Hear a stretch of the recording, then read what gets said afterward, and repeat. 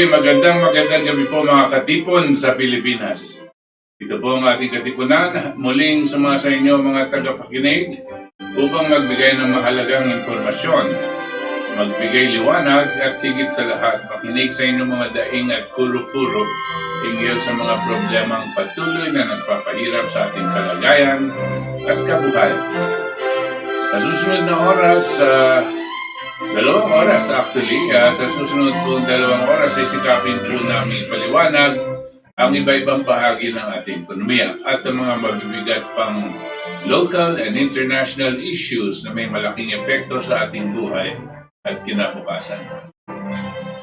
Ito po ang inyong katipon na si Butch Valdes at kasama ko din ang ating co-host na si Itos at iba pang mga katipon dito mula sa Save the Nation Movement, Philippine LaRouche Society at ang Partido Politikal ng Katipunan Demokratikong Pilipino. Narito po kami na nag-aanyaya sa inyo na bahagi sa ating talakayan sa pagsusuri ng mga kasalukuyang problema at paghahanap ng kaukulang solusyon.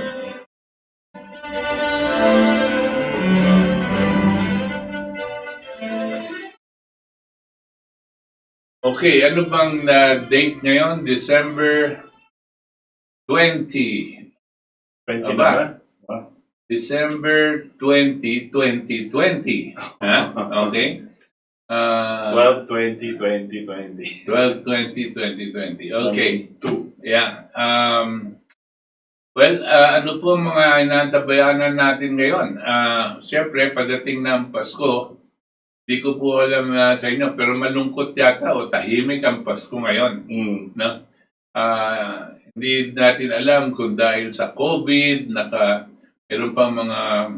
meron pa mga bagong anunsyo, huhuliin daw yung mga nagdiriwang ng pamasok ng Pasko at di ko na alam kung anong mga ibang mga nangyayari na medyo nakakataas lang ng presyon. And I'm sure many of you are not happy with what's happening. And I doubt very much na you are agreeable to what is going on in terms of the new regulations na baka daw magkaroon ng bagong lockdown at ang magulo na naman, yung mga iba pwede daw mag-face mask tapos yung isa naman, sabi ni Berheire, Undersecretary Berheire, narinig ko, pwede daw na hindi na mag-face mask pero ilagay daw ang face shield. Yung mga, alam niyo po, ang napakagulo, no? And siyempre, kung naguguluhan tayo, naguguluhan din yung mga nag-i-implement, yung mga police, no? And then the police, they're given mixed instructions, right. Di ba? Yeah. So the people are confused whether they'll do this or not, and then they get arrested or they get reprimanded. Tapos meron pang nagre-recommend na mabigyan daw ng batuta yung mga pulis para hampasin yung mga tao pag lumalabag sa mga regulasyon. Sino nag-recommend? Meron nag-recommend rubber daw, embes na daw yung kahoy, no? Government? Sabi. I go, it's all. Ay, nako. But you can see, things are really very confusing and very bad. Pero hindi lang dito sa Pilipinas, and every Sunday for the past how many months now? 3 months na. Kami ni Itos have been sharing with you what our television channels are not sharing with you. No? Pati na rin ng mga commentaries, yung mga na-research namin, na pagsusulit, check namin siyempre kung yung may veracity, yung mga sinasabi, no? May katotohanan ba o wala? Lokohan ba to? Fake news ba to o wala? No? And we go through the extent of looking into this for the whole week because every week po may mga nangyayari, di ba, Itas? Right, and lalo na with this COVID, lumabas na naman yung mga news na nag-surge daw yung mga cases or di ko na alam kung anong tawag nila, second wave, third wave, fourth wave. Basta wave down ng COVID. So, kailangan daw i-shutdown na naman yung yan natin. We have to limit our movements and freedoms. Again, ito yung sa local. But I think pati na yung police and authorities, napapagod na rin sila eh. You know, this has been what? 8 months? 9 months of no direction. The only direction is magpapabaksin. Yeah, and dito po, itong vaccine na ito, syempre, very controversial po. Hindi mo alam kung ano yung totoong vaccine na hindi. Ngayon, kung ano-ano nababalitaan natin, may mga, dito sa mga testing ng mga vaccine, meron ng adverse effects, meron na daw nurse na namatay, meron ng tinamaan na hospital, o kung ano-ano pong nangyayari, no? Madaming chismis ang lumalabas, maraming mga news ang lumalabas about these things. Right. The point being, again, babalik tayo sa sinabi ni Chairman, look, dito lang po natin sa sinasabi to, you will not get this from any other. Based on the US CDC figures. Ulit-ulitin. CDC is Center for Disease Control. Para siyang DOH. Parang ganon ng US. These are the numbers. Okay? Pag na-infect kayo ng COVID o naging positive kayo, you have a 99.5% across the board recovery chances of surviving it. Okay? And obviously recovering it. 99+% po. From birth to 74 years old, 75 years old. Assuming wala kayong underlying conditions. Pero on the general, yan po. Hindi po nila binabalita to sa kahit anong media. 2 months ago pa, 3 months ago pa yata nilabas na nila to. Okay? Yung COVID po yan, 99% chance of getting well and recovering. Yes. Okay. Alam nyo, tanong ko lang Itas, bago may tuloy. Ano kaya ang recovery rate ng flu? Yon. Pag nagkatrangkaso ka, Yon. do you have 99% chance of recovery? Alam niyo po ba kung ano yung 99% chance of recovery?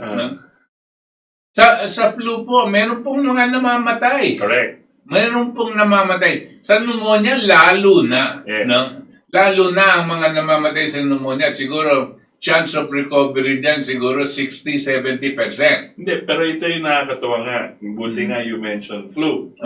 Pero the same figures also show that flu incidences in the US dropped by 98%. Dropped by 98%.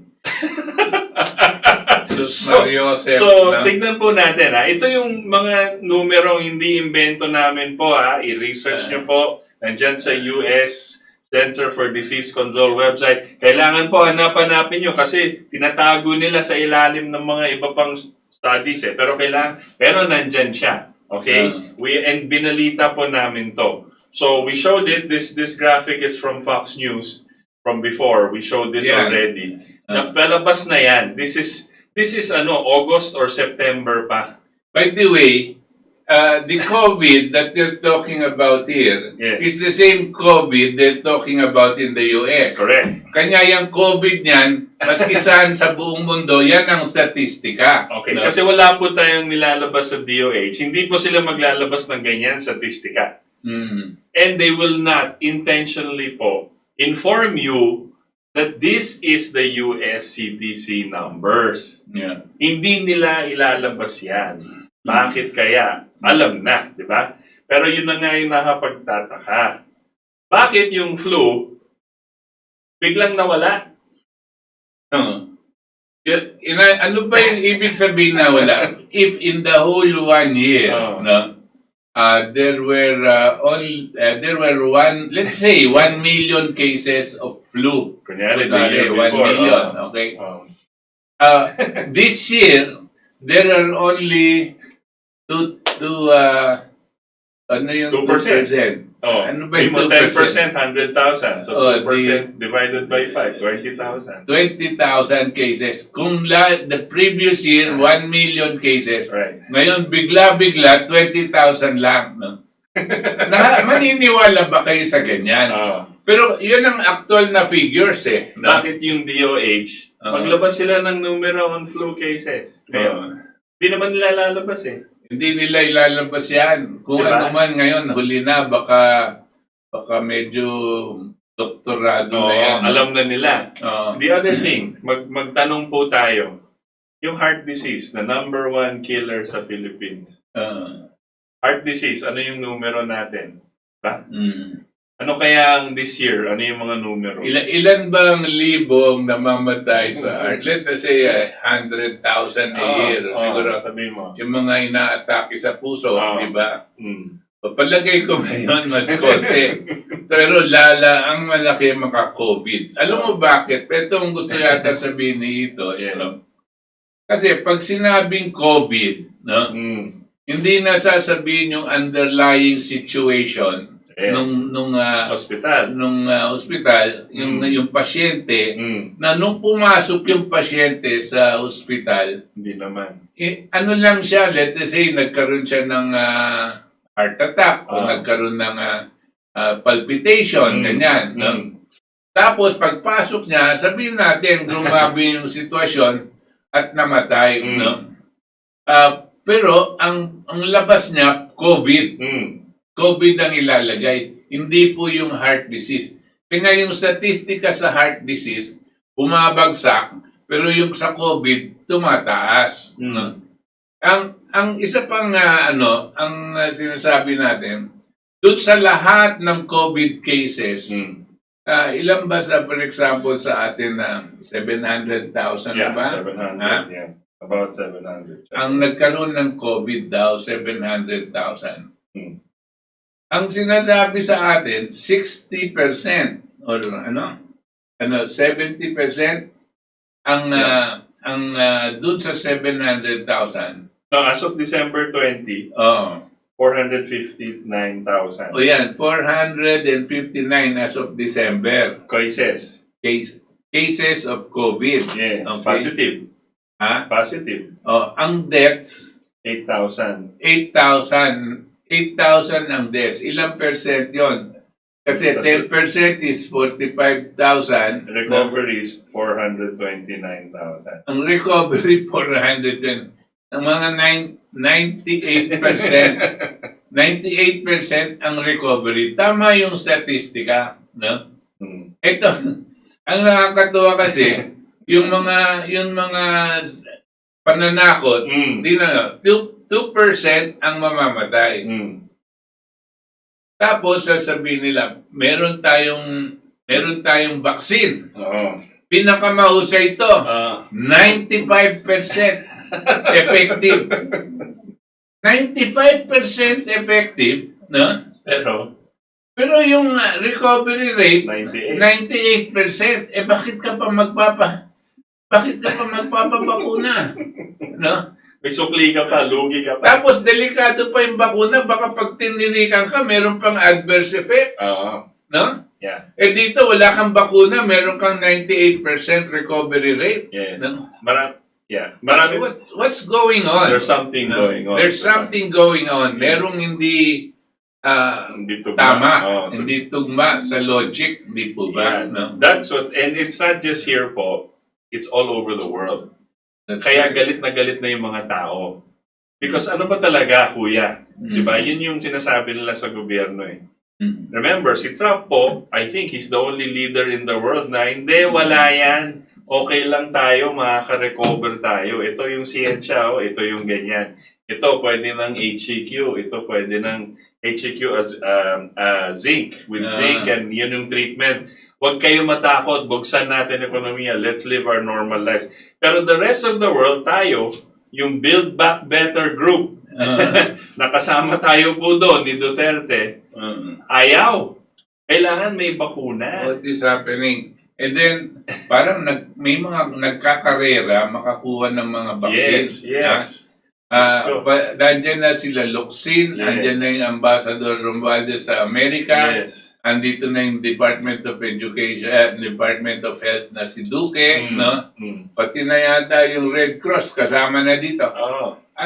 Ano ba, para kayong kumakarera kung Yes. kung sinong maitulak, no? No, maunahan. Bakit? Ang kumakarera dito yung Pfizer. Okay? Kung ano man yung bakuna ng Pfizer. Yung isa yung Seneca. No? At yung isa yung sa Moderna. Okay? Ang sinasabi nila, lumabas ang Moderna, sabi niya 92% effective. Lumabas yung Pfizer, sabi niya 95% effective. Yung Seneca, si Seneca medyo nahuhuli. Nahuhuli, mga Kailangan. 80% effective siya. Hindi na pwede muna yan. Testing muna, testing. What is scary is they're going to be using us as guinea pigs. Kasi nagmamadali. Kasi nagmamadali tayo, no? Tapos, ang nagmamadali sa atin, hindi naman tayo Itos. Hindi naman ang mga mamayan. Ang nagmamadali, yung mga tao sa gobyerno. At nakakaduda. Yeah. Kasi, alam natin, malaking pera ito. Malaking pera ito. Billion ito. Then Vaxia ba sinasabi mo? Or Hindi. no, hindi na. Okay. Pero, ganyan na rin nangyari sa Dembaxia. And last minute. But yung Dembaxia is only for 1 million children. Right, no? right. But this one, they're targeting minimum 70 million Filipinos. Right. No? Right. If possible, 100 million Filipinos. Kanya yung mga komisyon na kinita nila nung sa Dembaxia, 1 million, let's say 3.5 billion. No? Yeah. You're talking of 3 trillion. No? Yeah. Ha? 3 trillion pesos. Dito sa 10%. Imagine, no? Malaking pera po ito, no? At marami pong nakaabang dito na tao sa gobyerno. At sana po mabantayan ni President Duterte ito. Kasi itong si Duque, nararamdaman namin napakalaki ng mga sponsor nito, si Duque. At sobrang laki. Kayang yung mga sponsor niyan, yung mga pharma companies na may hawak kay Duque, kaya po nilang bilhin ng Pilipinas 10 beses. Yep.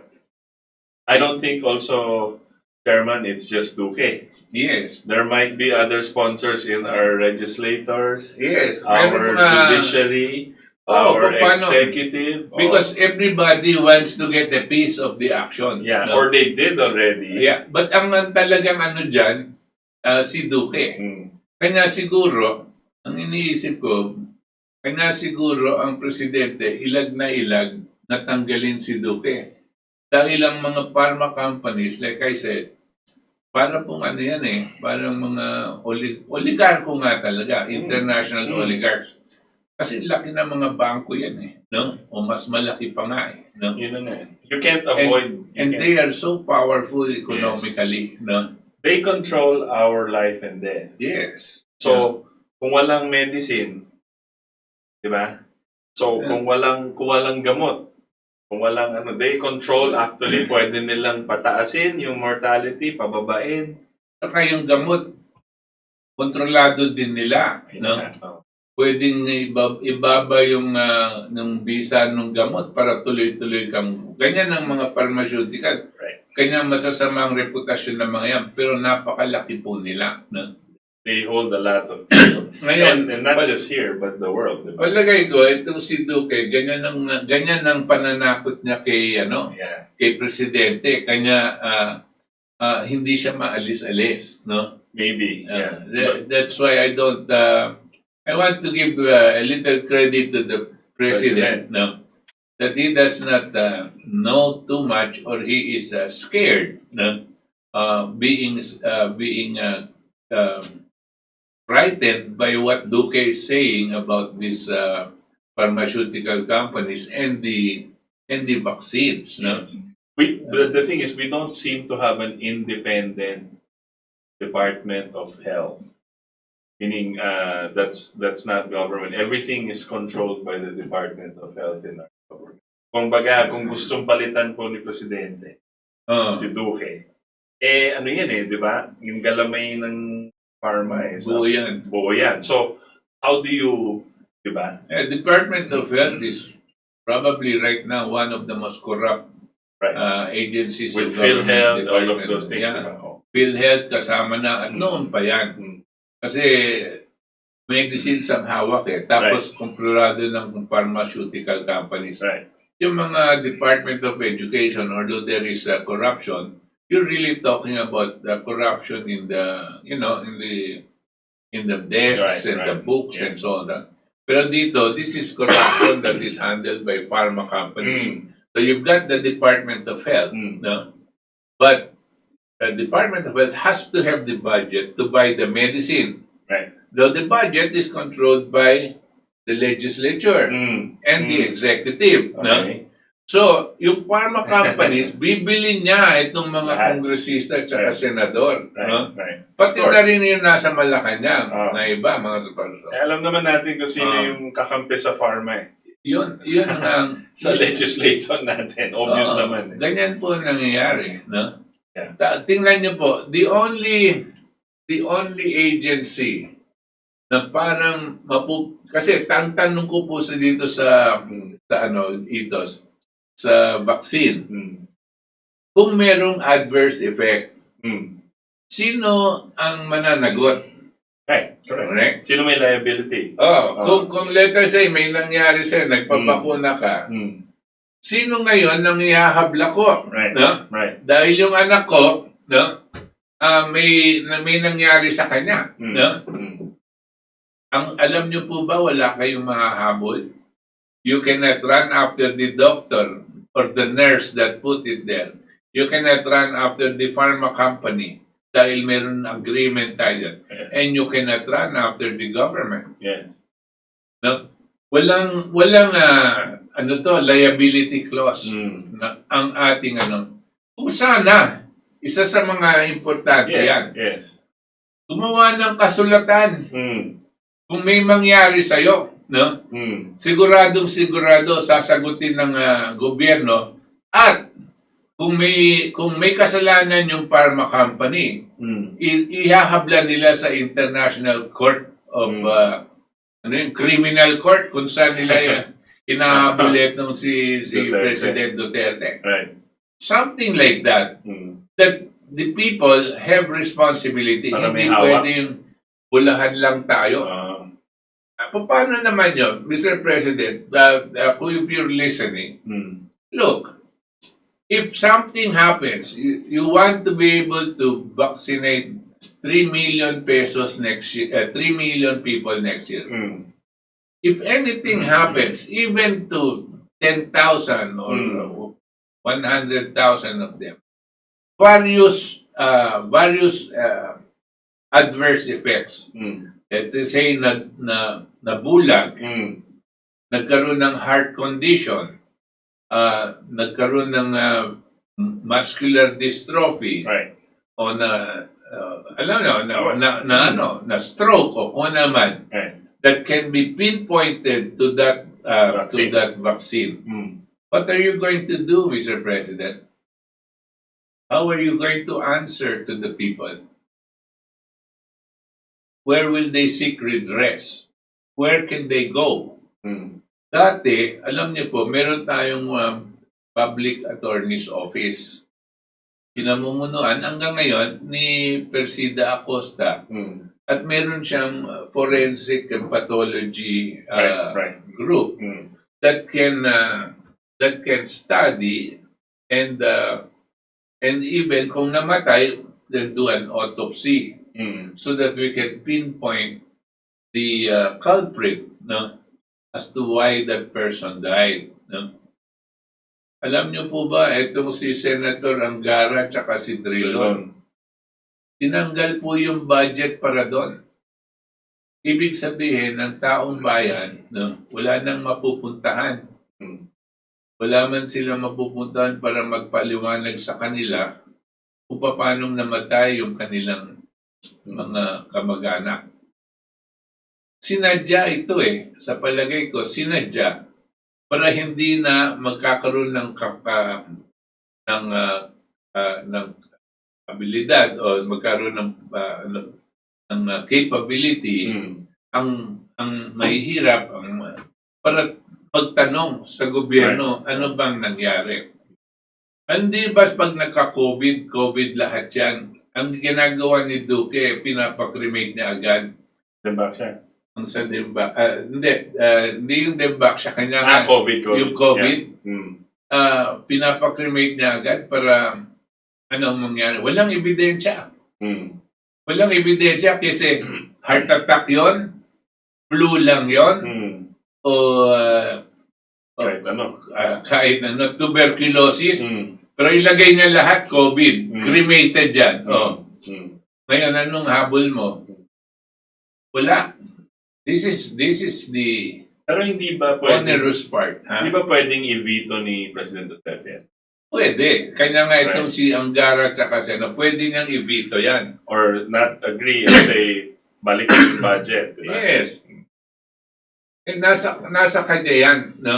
And the President can do it. And we hope the President does it. Right. Kasi marami siyang pinag-iisipan ng problema, baka hindi niya maasikaso. No? Pero this is very, very important. That's why we are bringing it up to you. No? We cannot stop discussing the dangers of this vaccine. Yeah. And we are questioning whether it is really, really necessary. Will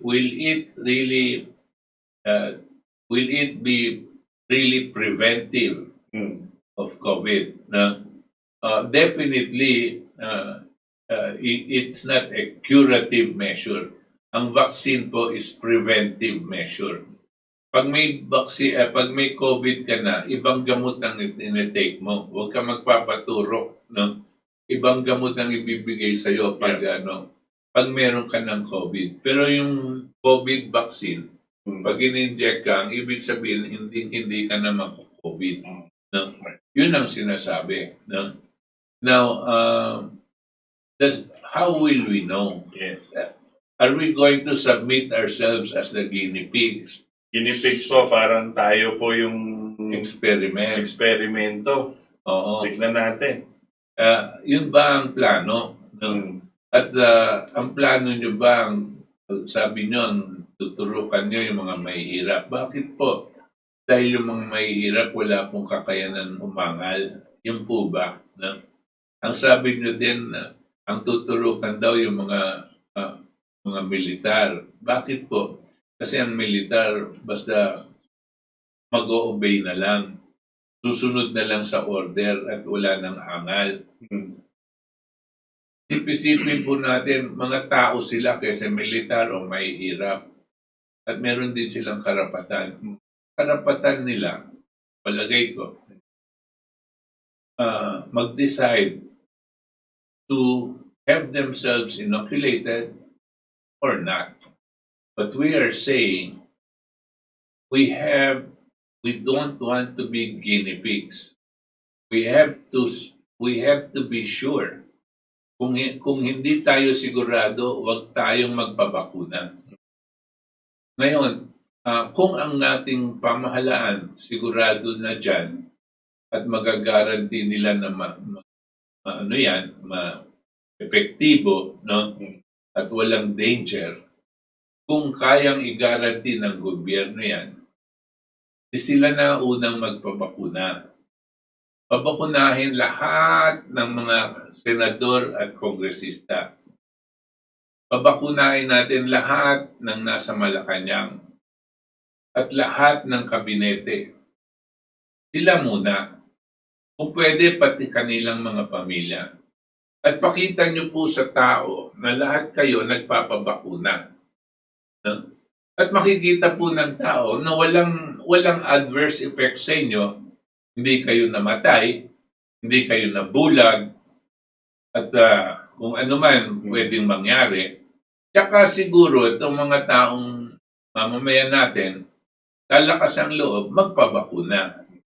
Pero habang wala yun, hindi po lalakas ang loob dahil natatakot sila.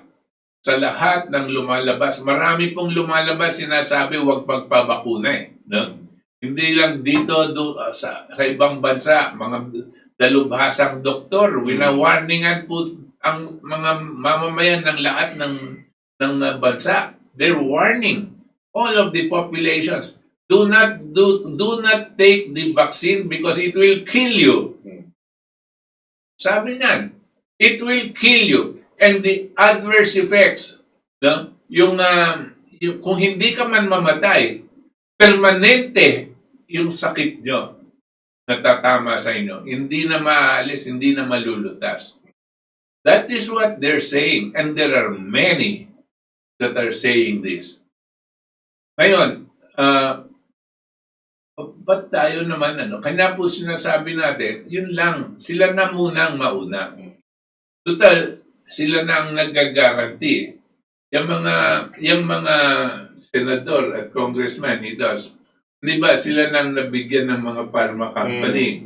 Yung mga nasa kabinete, kayo nang may mga kaibigan dyan sa mga pharma company. Ikaw, Duque, kung pwede, maski 10 beses ka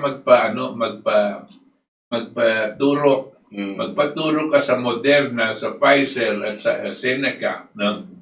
Pati na yung mga pamilya mo. Pakita mo sa taong bayan. Pati na yung mga pamilya mo, paturok sila at nakikita ng tao. No? That way, baka meron pong makonvince na mamaya. No? Pero kung basta itutulak nyo lang sa mga tao yan, huwag sana po. Huwag tayong masyadong magmamadali.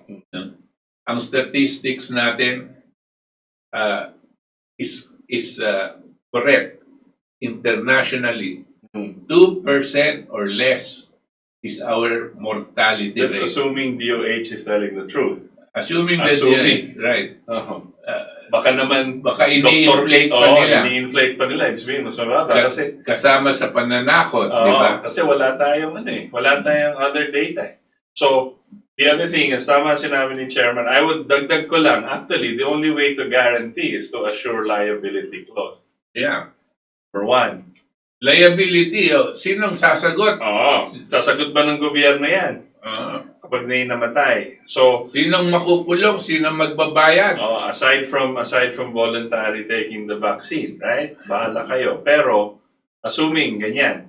Secondly, pag sinabi niyong may vaccine na and it's widely available, edi buksan na natin yung economy para na tayong mag-lockdown. Diba? Buksan na natin. Kung may vaccine, ba't pa tayo magmamask? Kung may vaccine, ba't pa tayo magfe-face mask? Diba? Yun eh. So assuming na ganun, you express confidence that we have the cure, sige, game na. Lahat buksan na. Wala na mga QR code, wala na mga data privacy concerns. Buksan nyo na. But otherwise, huwag kayo magsasalita-salita about pushing a vaccine. The other thing is that there is treatment. There is early treatment. Ngayon, another statistics na tahimik lang sila pero sinama nila yung sa CDC. Hindi, sa American Medical Association. Okay. May nilabas silang report rescinding their earlier advisory against hydroxychloroquine and azithromycin. Natatandaan nyo po yung hydroxychloroquine with azithromycin? Yes. Dati, ang sabi ng World Health, tsaka ng, lahat sila, CDC, huwag daw kukunin yan. Wala pa daw yan. Ang nagsasabi lang, yun ang gamot na pwede. Si President Trump Nauna si President Trump. Nauna siya. Na magsabi na, I don't know, HCQ, parang okay ito. Pagkatapos po nun, lahat ng DOH, ng WHO, pati dito sa atin. Dito, wag delikado yung HCQ. So lahat ng recommend nila, wag magbigay ng pharmacy, wag bigay ng yung mga doktor, pinagbabawalan. Reseta ng hydrochloroquine. Mga dito, mga taga-UP na doktor daw, mga dalubhasa daw sila. Masama daw yung HCQ. Wag niyong kunin yan. Ngayon, naglabas tapos pinagbawal pa sa Facebook, tsaka sa Twitter, magbanggit ng HCQ. Ganun kagrabe sila. Kasi sabi nila, Masama daw yun. May false news daw yun. Ngayon, naglabas na yung CDC ng guidance. Naglabas na yung American Medical Association ng report. October 30 ang date ng report. Right before the US elections. Alam mo anong sabi? Pero ngayon lang nalaman. Ngayon lang nalaman, lumabas. Pero October 30 nila yan. Quiet lang. Nagbigay sila para tahimik lang. Anong sabi na nila? Sabi ng report, we are rescinding our earlier advisory against HCQ and azithromycin as a viable Cure. early stage treatment for COVID. So pwede na. Di ba yan yung siyensya? Alam mo, yung mga matatalino dito sa atin, marami akong kaibigan sa Facebook, napaka-henyo nila eh.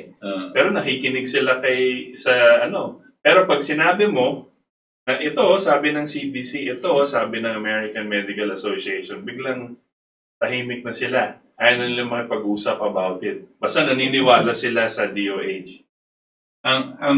The assumption kasi dito, dahil meron mga institutions na ganyan, ang tao is program trust that institution.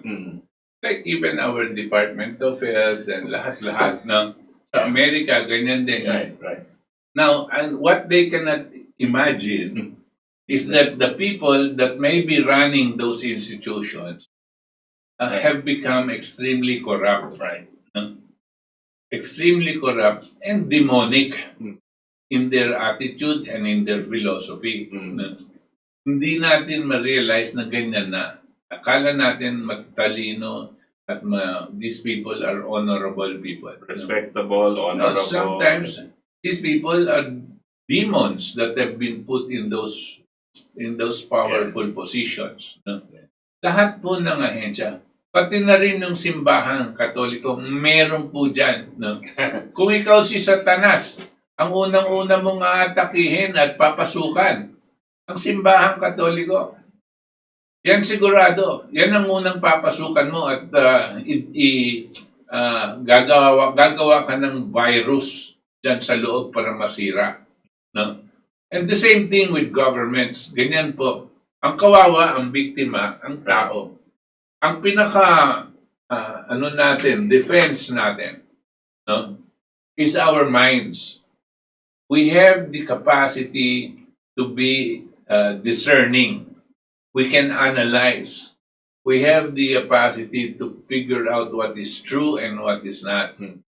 You have to take extra effort. Just because CNN says it does not mean it is true.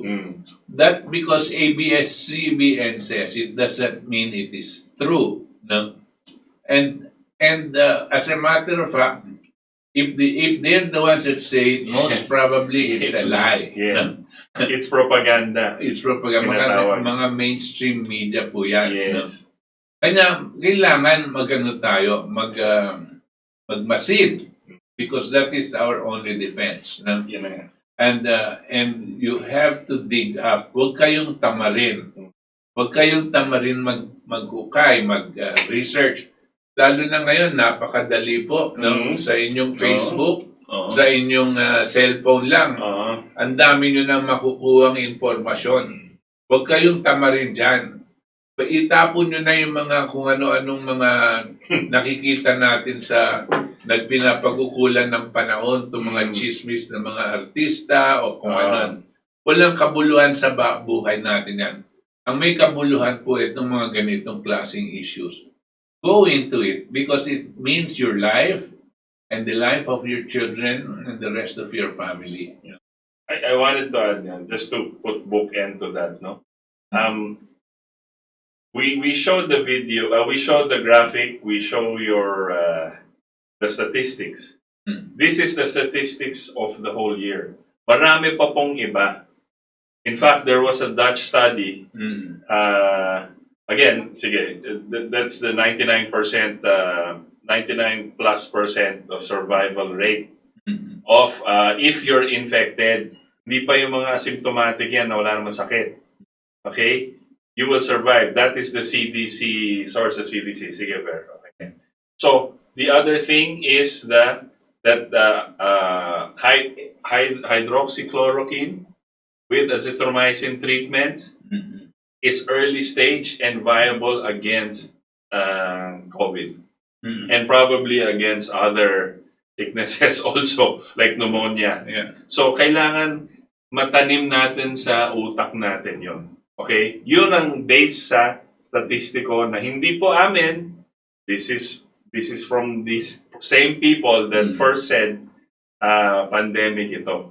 Okay? Hindi kami ahente ng mga drugs, ha? Hindi kami nagbebenta ng hydroxychloroquine o HCQ. Hindi kami Duke o Loxid. Wala kami magkikitaan dyan. Diba? Ay, ito lang ang nababasa namin at sinashare namin sa inyo. Yeah. It's up to you whether you believe it or not, but Yes. we share it, no? Yeah. And because we consider it to be true. Right. And then the other one is may mga studies in Netherlands, I think, Danish, a Danish study. Sila lang yung nagkaroon ng up to now, worldwide study on the effectivity of masks. Oh, yun sa mask nga. Sabi nila, wala daw epekto yung masks whether you will get COVID or not. Paano po nila ginawa? And we have a study, we can link it sa our Facebook page, no? But we have that study, I think I posted it a long time ago. Yung Danish study, I think that was 2 months ago po. Sabi nila, pumunta sila ng tinatawag na control group, yung sumusuot ng mask, yung isang grupo hindi sumusuot ng mask. So, lumabas lang sila. So, after a while, balik sila, nag-test, equal number po positive. Yung may mask at yung walang mask. Nagkaroon ng COVID pareho. Positive. Nag-PCR test. So, both groups, nagkaroon po. Whether may mask o wala, kung magkakaroon ka. Right. No? And again, huwag tayong matakot na kunyari mag-PCR. Which is another issue. Yung PCR test po is designed to really find positive. Kaya nga maraming false positive. Ang dami ng false positive. So, lahat po ng siyensya, lahat ng sinasabi nila, lahat ng tinutulak nila sa atin, magulo, maraming peke, maraming kagaguhan, maraming kabalastugan or whatever. Ano ba yung word na yun? So, kabalastugan, di ba? Kasi, ang epekto niyan, sarado ang ekonomiya natin, hindi makapaghanap buhay yung tao. Sarado yung hindi makagalaw yung mga tao. Hindi gutom yung mga tao, may direct effect yan, mamamatay sila. Not of COVID, of course, but because of the shutdown. The effect of poverty. Yes. Marami po sa atin, isang kahit, isang tuka. Correct. They depend on their daily wage. Yeah. No? At pag biglang wala po yan, they are plunged into a much deeper level of poverty. And eventually, pag hindi ka kumakain, siyempre, ang kalusugan mo ay may epekto. No? At magkakasakit ka, no? At matutuluyan kang mamatay. No? Ngayon, wala naman death certificate na nakalagay died of poverty. Right. No? Meron dyan died of pneumonia, died of COVID. Lahat COVID. Ilalagay nila yan. Yung COVID ilalagay nila kung para makakolekta ng PhilHealth. Right. Kung wala na silang chance makakolekta sa PhilHealth, kung ano yung talagang kinamatayan, yun specific sickness. But ang bottom line nun, poverty. No? Yeah. Poverty ang talagang cause. And poverty is an effect of policy. Of course. No? So, kanya, pag sinabing lockdown, ganyan, meron dapat correlation yan sa number of mortality. Ano ba ang lockdown? No? Sabihin natin, lockdown policy, tapos bilangin mo kung ilan yung namatay. Correct. May kita mo, mas malaki yan. Dito sa hindi sa nagkasakit sa COVID, kung ilan yung namatay. Ang nakakapag dyan, mga kaibigan, is, for example, ito lang sa HCQ. Ilan kaya ang taong buhay pa ngayon kung promote nila itong si hydroxychloroquine and azithromycin treatment early? Yeah. ilan ang nabubuhay pa ngayon na hindi pa namamatay kasi COVID siya or pneumonia or flu as a treatment. Pero binan yan eh. Ibig sabihin, hindi nila binigay sa tao eh. Because it was banned, people died. People died. But of course, Duque doesn't give a shit about Yeah. people dying. Oh, or Kasi, WHO also. Kasi yung mga depopulationists, Right. sa kanila mabawasan ng populasyon yun ang mas mabuti. Yes. And that's the nakakapanghinaya, no, nakakainis at ng dugo. Kapag ganun ng dugo. Because knowingly, kung alam nila na ito epektibo, tapos hindi nila binigay sa tao, di ba parang murder yun? Of course. Mass murder. Mass murder. Hindi lang genocide yan tawag dyan o mass murder. Paano yung mga nag-promote ng news na masama yung HCQ? Ayan, yan ang criminal negligence. Na criminal negligence yan dahil their intention was not to kill people. Yes. But they're criminally negligent because they did not study and understand. Basta ginawa na nila. And the effect was people died. People died. No? Or their hatred for Donald Trump. Yan, isa pa yan. No? Yung mga kay Donald Trump. Anyway, we might transition already now to this issue of Donald Trump. No?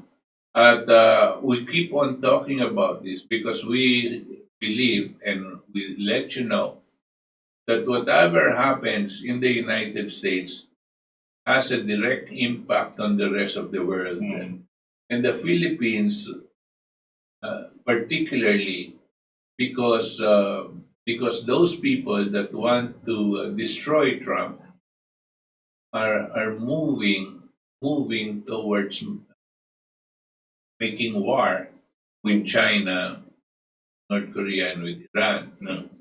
Pag nagkaroon po ng gera dito laban sa China at China, tayo po ang magiging parang battleground. Ang unang battleground po ang Pilipinas. At yan pong mga napalagay namin, itong mga Democrats, ng kanilang pinaplano. Maski na nagagalit si Trump sa China dahil sabi ng kanyang research, yung Wuhan, yung COVID virus, ay galing daw sa China. Pero alam niya din na maski na galing sa China, no, ang gumawa ng virus ay mga Amerikano na ginawa lang nila sa China. This is what's coming out. But never mind. First, let us talk about there was an election in November 3. Tapos ng November 3, nagbilangan. Ngayon, nagkaroon ng sitwasyon na dito sa bilangan na magulo. Dahil may brownout daw. Hindi pala. Namatay ang ilaw. 7 hours brownout, di ba? Tapos, pagkatapos, wala na yung lamang ni... Biglang lamang na si Trump. Biden. Biglang lamang na si Biden. Pagkatapos nung inusisa pa nila, nakikita nila, tapos na yung November 3, no? Meron pa rin bumoboto. May lumalapit pa. May dumadating pang boto. Oo, tapos ang boto ng mga dumadating pa, November 4 na, November 5. Ay, nagkamali sila. Hindi yung binoto ng November 2, tapos nahuli lang sa koreo. Hindi.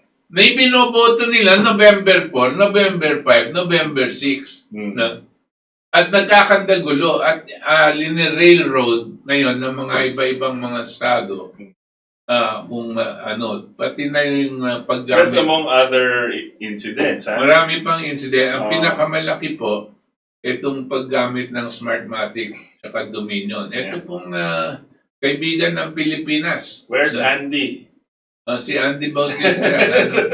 Tapos, ang kagaguhan talaga natin, biro mo, ang Amerika, sinasabi na Dominion tsaka Smartmatic ang may kasalanan ng mga lokohan. At tayo dito, yung mga nakaraan eleksyon, sinabi natin, Smartmatic. Tapos pagdating ng COMELEC, papanalunin ulit ang Smartmatic. Parehong mga mandaraya. Grabe. Grabe talaga. Ano ba, tanga tayo? Talagang binabastos na ang mamamayang Pilipino. Never mind. So, ito muna yung sa Amerika. Hey, sorry, I have an update. According to the Pentagon, hindi daw i-require, hindi daw mandatory sa military forces ang vaccine. Pentagon. Sa Amerika. Yeah. Hindi dito hindi din sana hindi mandatory. Hindi daw mandatory. So you can take it if you want, but it's by choice. It's by choice. It should be by choice all the time. All the time by choice. Yan nga, Mr. President, paki-check lang itong mga bagong utos natin. Huwag natin naman gawing ginipig sa mga sundalo natin. Mga ano din yan, mga mamayan. At kinakailangan po natin ng mga sundalo natin. Very healthy and without I don't know if people near you will advise you. No? If anyone advise you to make it mandatory, I think you should fire them. The other thing, Mr. President, if you're listening to us and those who are listening, please, the American Medical Association already said they are rescinding their earlier advisory not to use HCQ and AZ as early treatment option. Please allow this because it's very cheap and it's available to everybody, even to our poorest of the poor. Okay? So if you allow this to be used and promote it, we will not need to spend too much for a vaccine. Tingnan mo si Trump. 6 months ago pa, binawasan na niya yung gasto sa gamot. No? Magbigay ng executive order, binabaan na, I think, by 40 to 50% ang halaga ng gamot sa Amerika. No? Across the board. Yep. No? Dito tayo, wala pa tayong ganyan, Mr. President. No? At marami pang wala pa rin tayo. Pero anyway, balik tayo dito sa eleksyon. No? Maraming nagsasabi na tapos na daw ang eleksyon dahil yung electoral college ng every state ay binoto na si Biden. Yan ang sabi ni CNN. Yan ang sabi ng CNN at sabi din ng mga Democrats. Hindi pa po tapos. Ang proseso po niyan, pagkatapos dito sa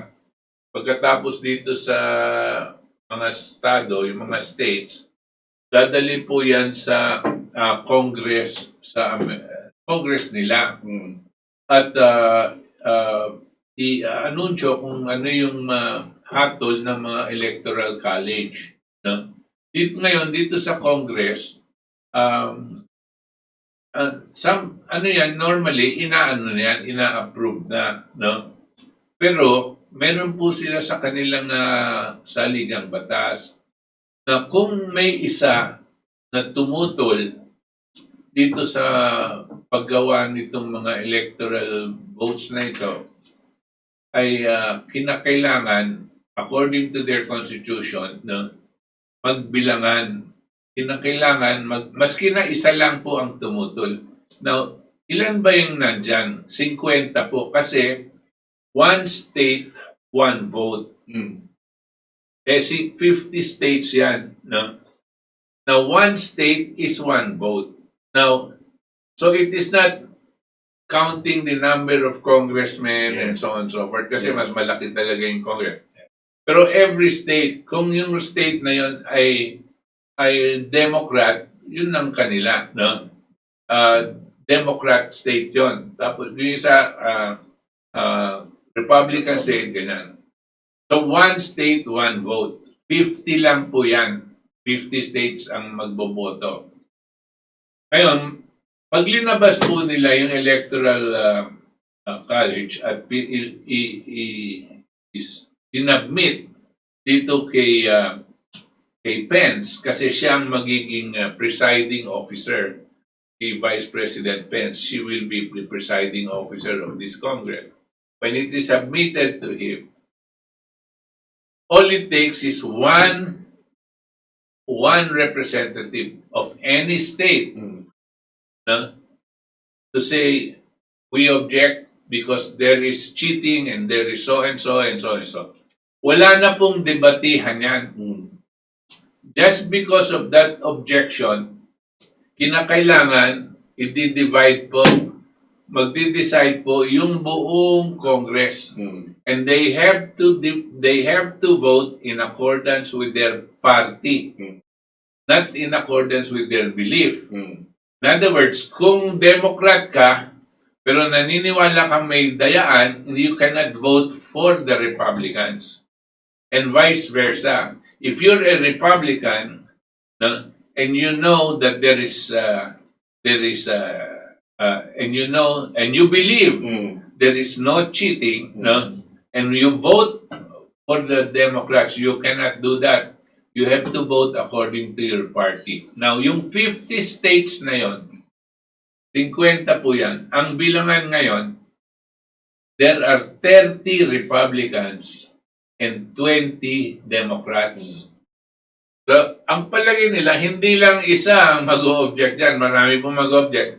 So, ang mangyayari po, magbibilangan sila ngayon sa Kongreso. Ang majority as of now is the Republicans, no? By a very clear majority with 30 to 20. And that will mean the proclamation of the President. The President is a Republican. So, there is a 99.9% chance, pag umabot doon, that Trump will be proclaimed as having been re-elected. Now, ang delikado po dyan, kasi ang patakaran ni Trump ay aayusin talaga at ikukulong talaga yung mga tiwali na nangyari noon.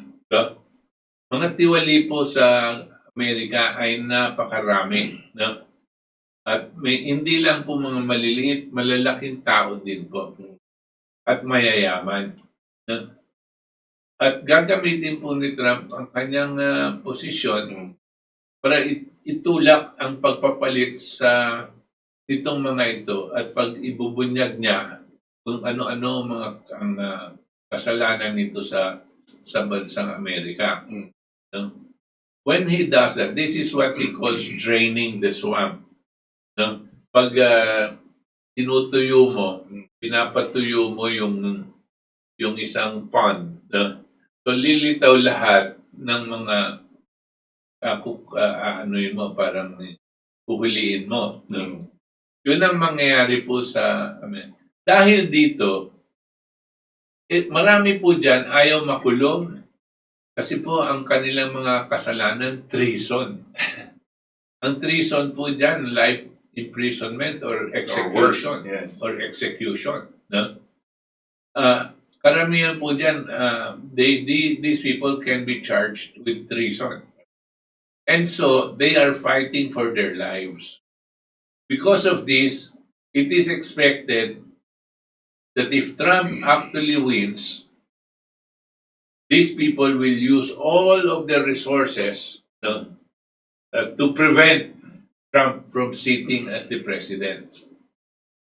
And they will use all means. They will try to kill him. They will create an incident that will force Trump not to be able to implement his plan. No?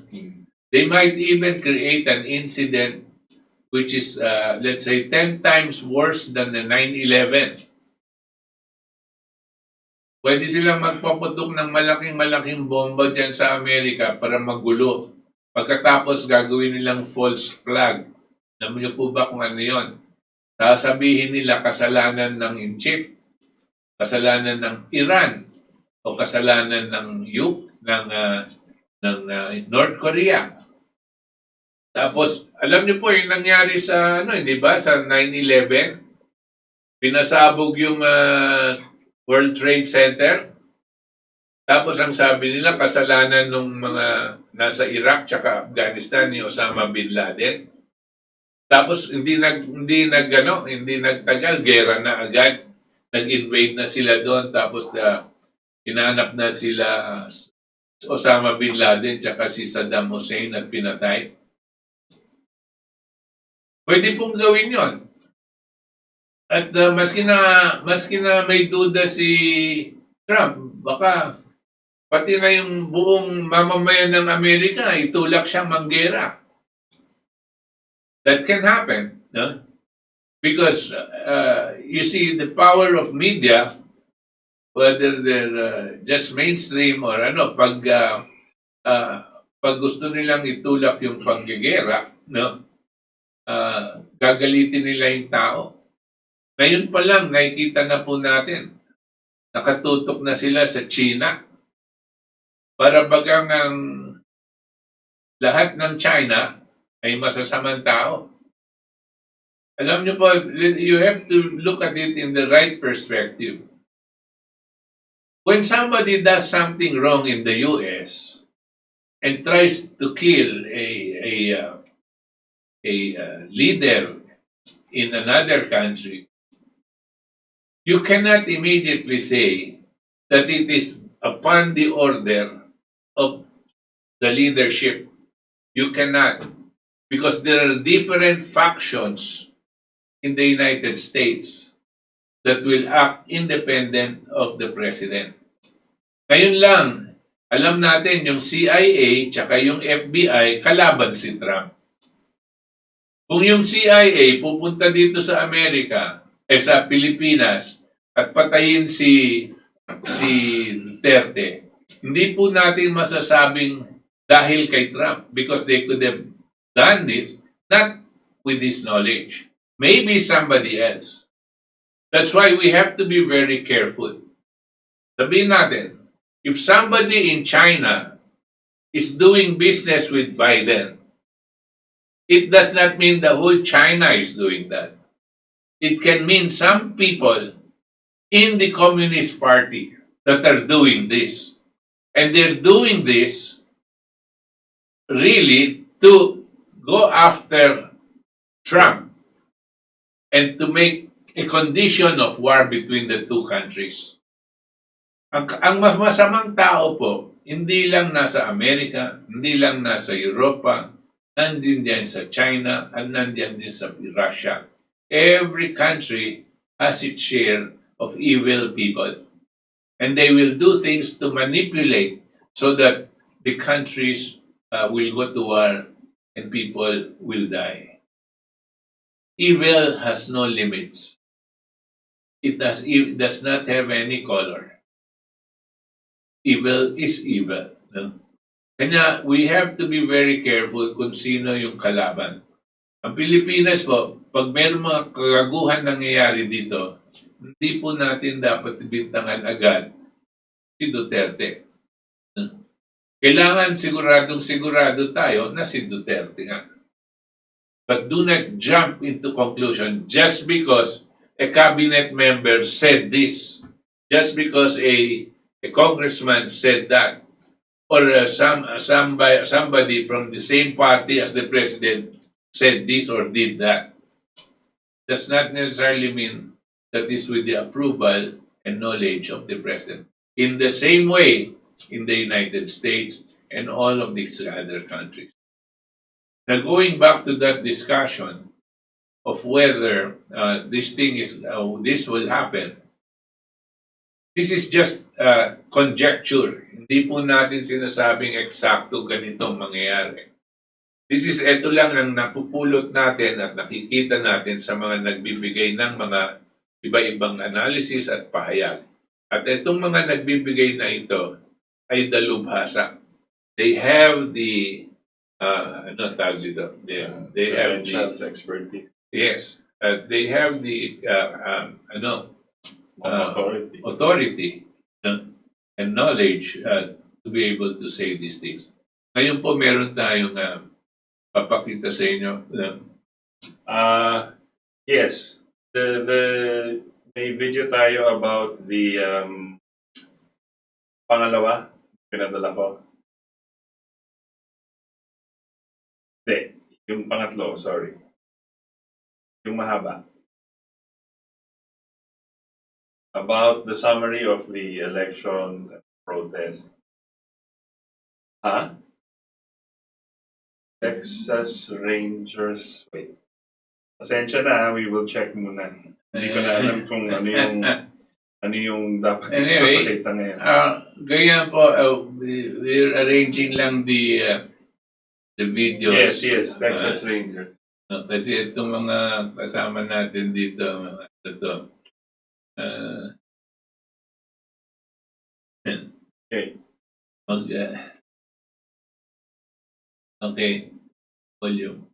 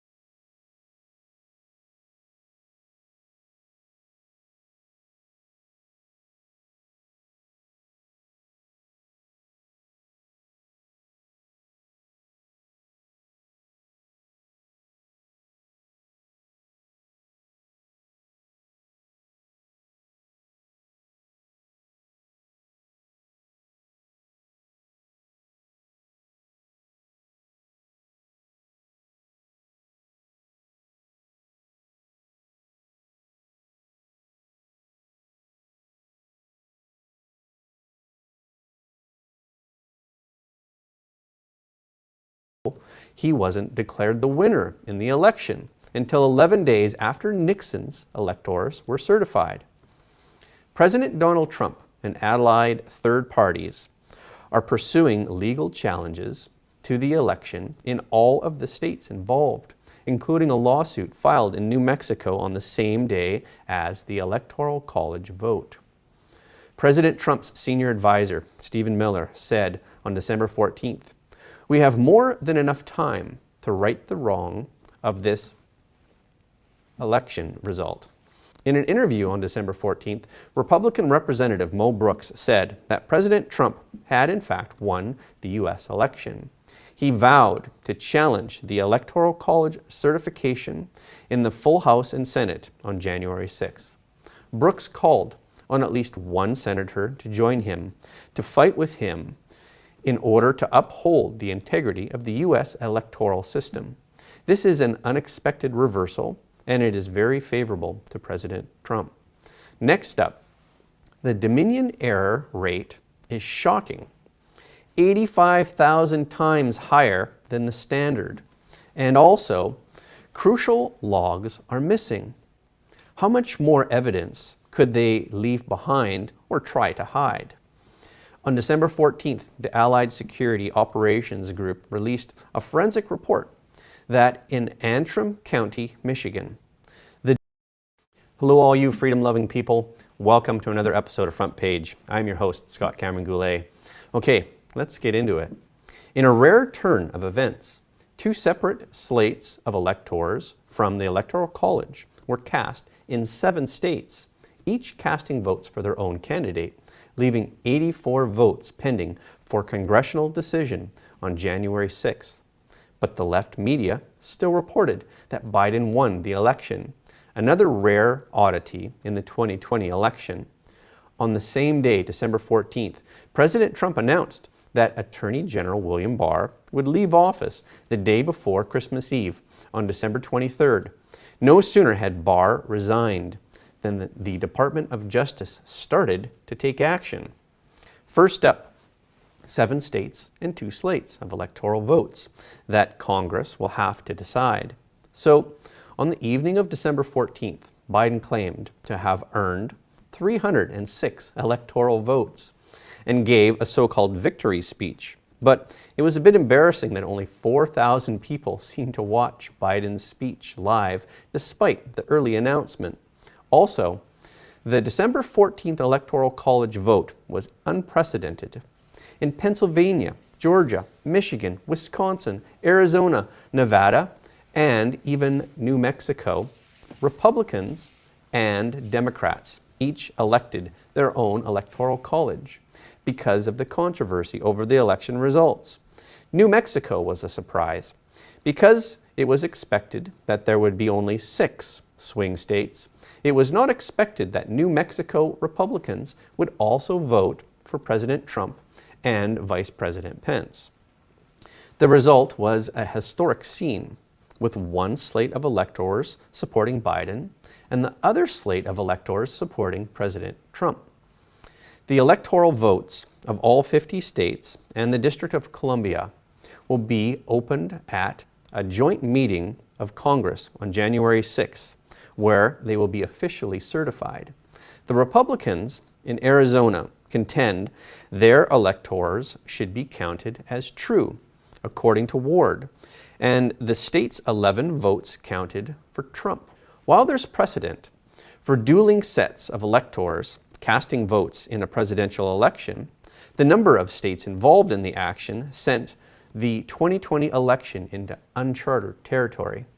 Democrats successfully executed the same gambit in Hawaii in 1960 by casting an alternative set of votes for John F. Kennedy, after the state's governor certified the electors for Richard Nixon. Congress ultimately counted the Kennedy electors, even though he wasn't declared the winner in the election until 11 days after Nixon's electors were certified.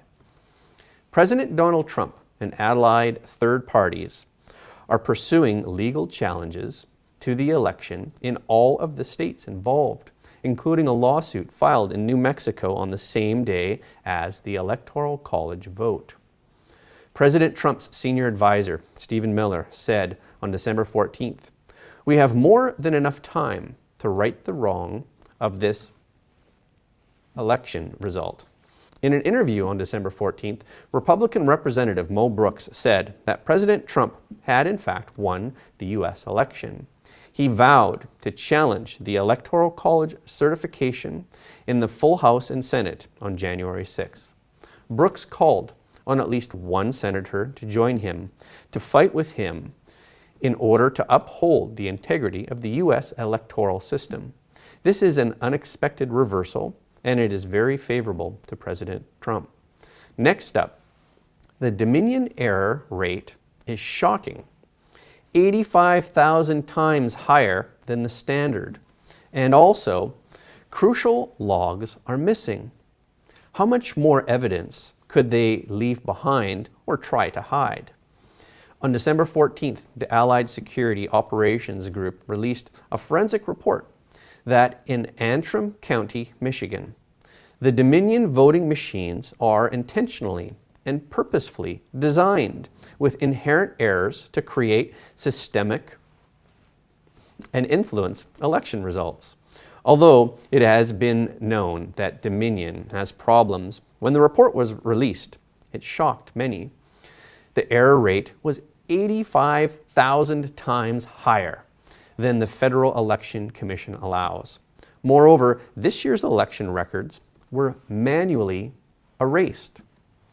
Attorney Matthew DePerno wrote in his investigation report, the allowable election error rate established by the Federal Election Commission guidelines is 1 in every 250,000 ballots, or 0.0008%. We observed an error rate of 68.05%, which is 85,000 times higher. This demonstrates that Dominion has a significant and fatal error in security and election integrity. Last month, Antrim County experienced an incorrect early tally in favor of Biden by 2,000 votes, but a recount found that 6,000 votes cast for President Trump were mistakenly counted to Biden. With the flip, President Trump ended up with a 4,000 vote lead on Biden. The county clerk called it a human error. Many of you may remember that one, just one among many, many errors or irregularities. It's like children who cheat when you play cards or board games with them, but this ain't no game, folks. President Trump keeps giving people chances to choose sides, and many are still choosing the wrong side. More importantly, Dominion's logs were missing. The report says, significantly, the computer system shows vote adjudication logs for prior years, but all adjudication log entries for the 2020 election cycle are missing. How convenient. The report states removal of these files violates state law and prevents a meaningful audit. Even if the Secretary wanted to conduct an audit, we must conclude that the 2020 election cycle records have been manually removed. President Trump tweeted on December 15th, Dominion voting machines are a disaster all over the country. Changed the results of a landslide election. Can't let this happen. This report shows massive election-changing result. Okay, so many of you may be wondering what you can do to help spread the word about this great awakening.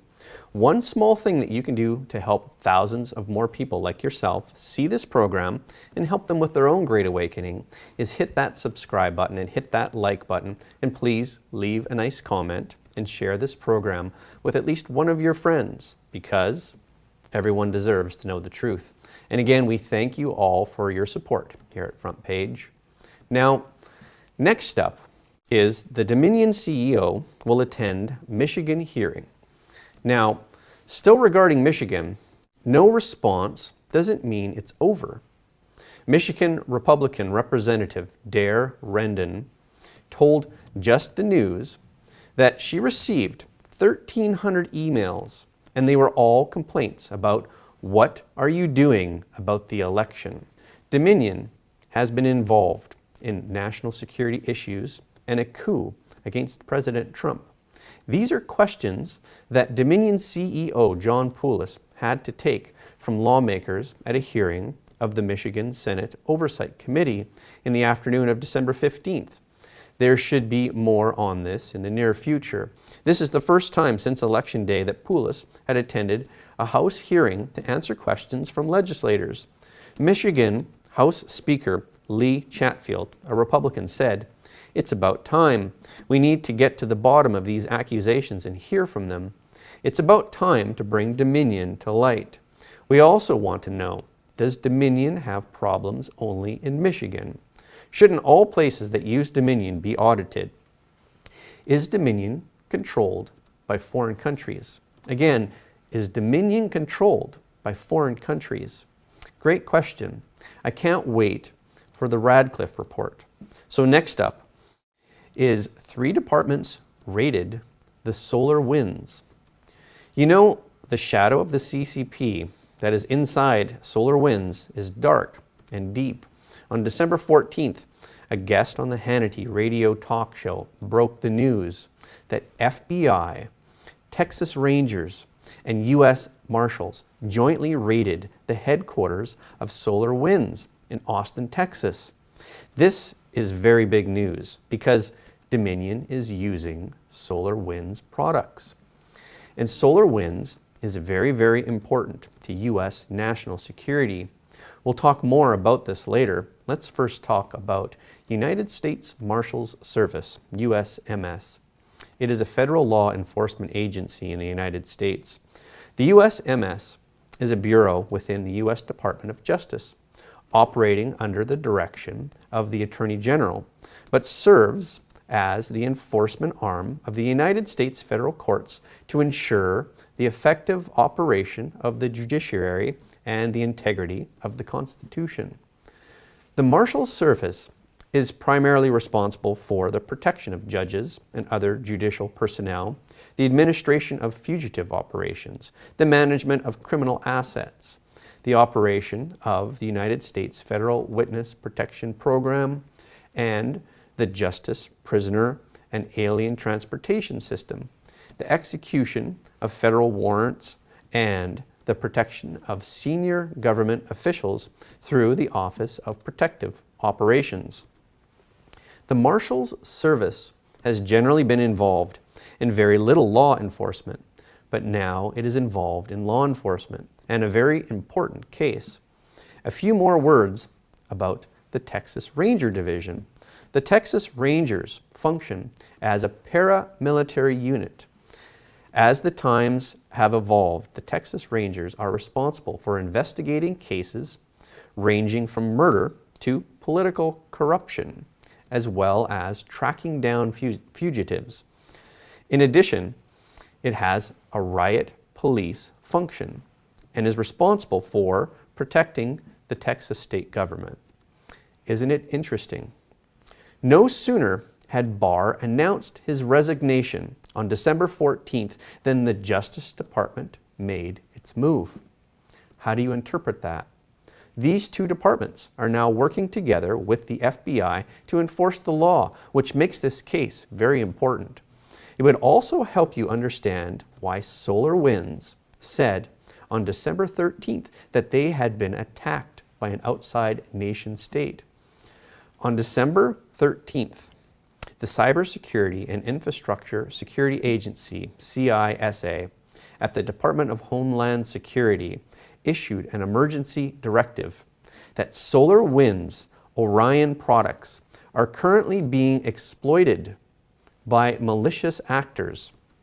This tactic permits an attacker to gain access to network traffic management systems, and disconnecting effective devices is the only known mitigation measure currently available.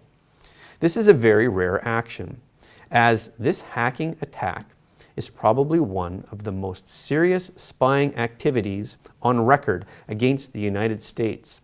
Because Solar Winds customers include more than 425 Fortune 500 companies, the top 10 U.S. telecommunications companies, all 5 branches of the U.S. military, the Pentagon, State Department, NASA, NSA, Postal Service, NOAA, the National Oceanic and Atmospheric Administration, the Department of Justice, and the Office of the President of the United States. That is to say, Solar Winds is very, very important to U.S. national security.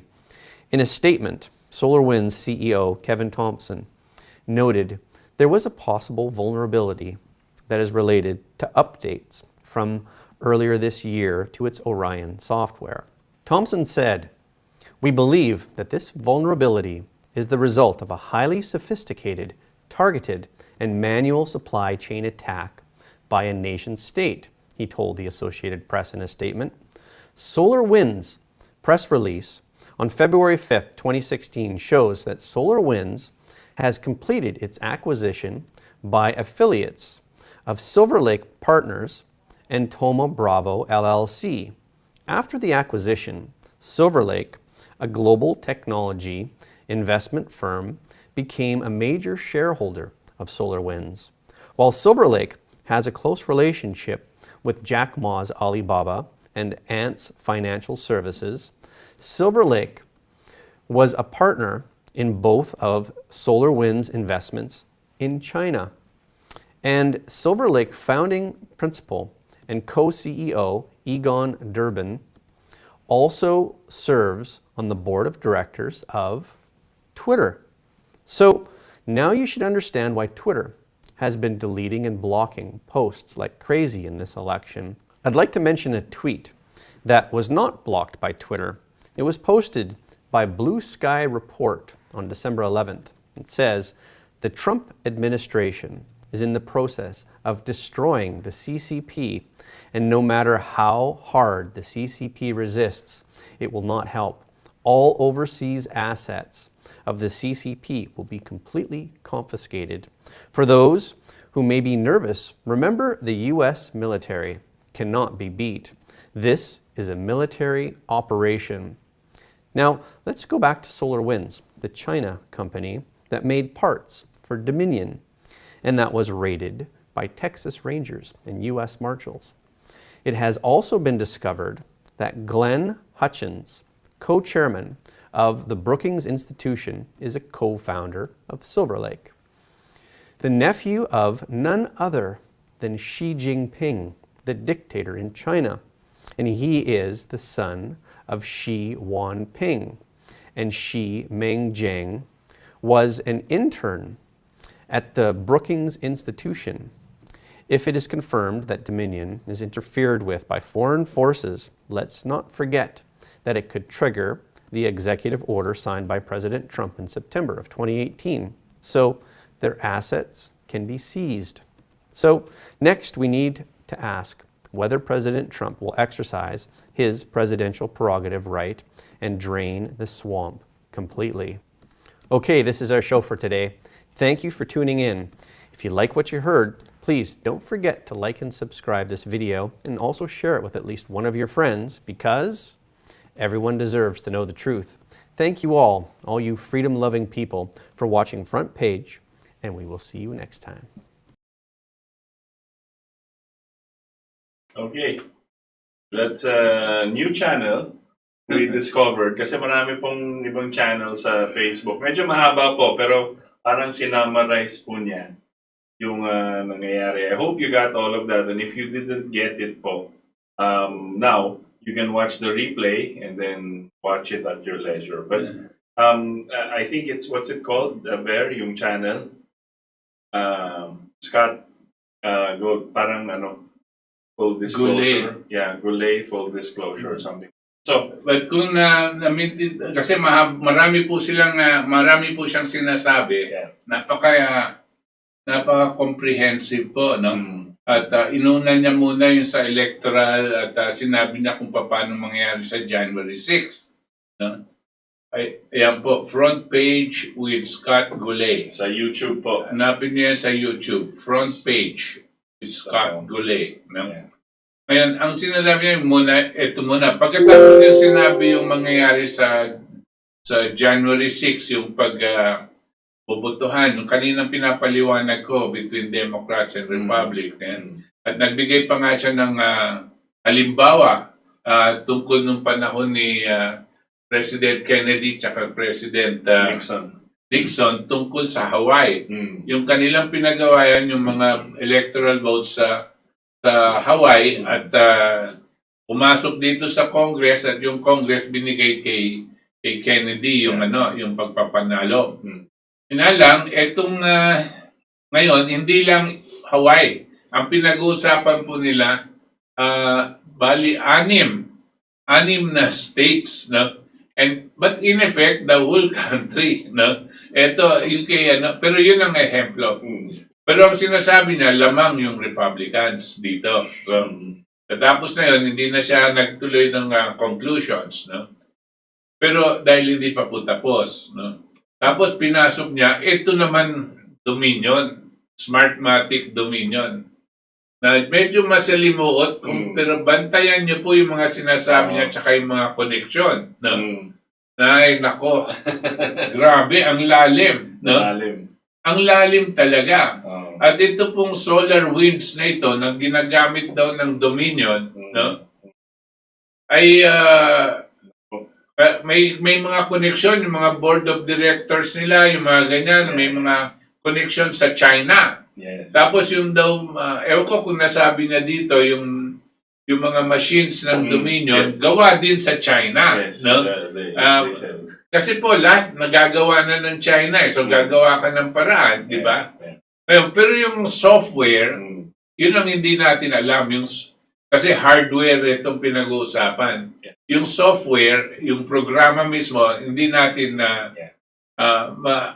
ililink yun sa China. Pero yung negosyo, pagbili ng mga machines, yung mga ganyan, sangkot po yung Dominion tsaka yung solar winds. At banda sa huli, sinabi niya pa nga, yung, ewan ko kung part owner, yung gumagawa ng machine sa China, ay ang may-ari, part owner nun, ang pamangkin ni President Xi Jinping. No? Ang pangalan Xi something, Xi Weng something. No? Pero yung Xi, X-I, yun yung family name kasi nila, yun ang nauuna. No? So yung pamangkin ni Xi Jinping, yun ang may part owner ng gumawa ng mga machines. Yun po ang pagkaintindi ko. Pero tingnan nyo po ulit, it is worth looking at the archives and repeating this thing. Yeah, I wanted to add yung solar winds. Kaya ako importante yung solar winds. Sabi po ni, what's it? John Goulet? Goulet. Okay, Scott anyway, Goulet. Scott Goulet. Sabi po sa report ganito, ibig sabihin, marami pong investigation sa fraud. Okay. But December 13 po, nag-report po itong solar wind. Sabi nila, inaatake daw sila ngayon, cyber attack, yung network. Kasi yung business po ng solar winds, network infrastructure. Okay? So, Sa computer ba yun? sa computer yon, network infrastructure. Parang when you're Para setting... silang provider, ganun? No, not the provider. They are the ones who build your network within your company. Okay, So infrastructure and so yung data that has to be transferred, sila yung gumagawa. No, now they have done work for 455 out of the Fortune 500 companies sa US. They have done work for the US military. They do network infrastructure for US military, DOJ, Pentagon, lahat.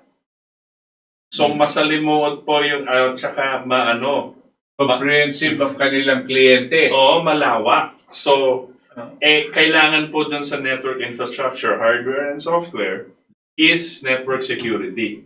Di ba? Pag natin ngayon. Kasi online lahat eh. Kailangan confidential yun eh. Di ba? Oo, hindi pwede Ngayon, Hindi pwedeng ma-share sa ibang tao. Nag-report po sila, lumabas, na inaatake daw sila ng hackers from another nation. Yun ang report nila.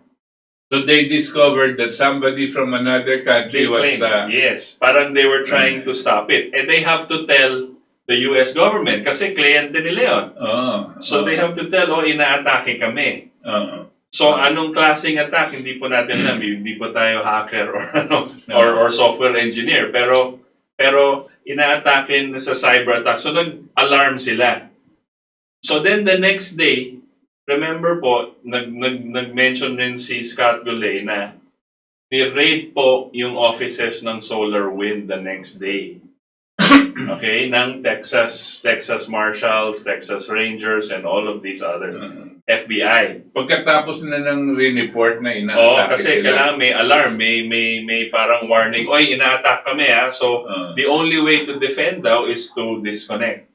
Kasi pasok yan, network infrastructure. Hindi pa natin alam kung gaano kalawak. Now, bakit SolarWinds importante? Aside from the fact that it reported na inaatake sila. Hindi nila sinabing inaatake sila sa US. Sinasabi nila inaatake sila ng foreign nation.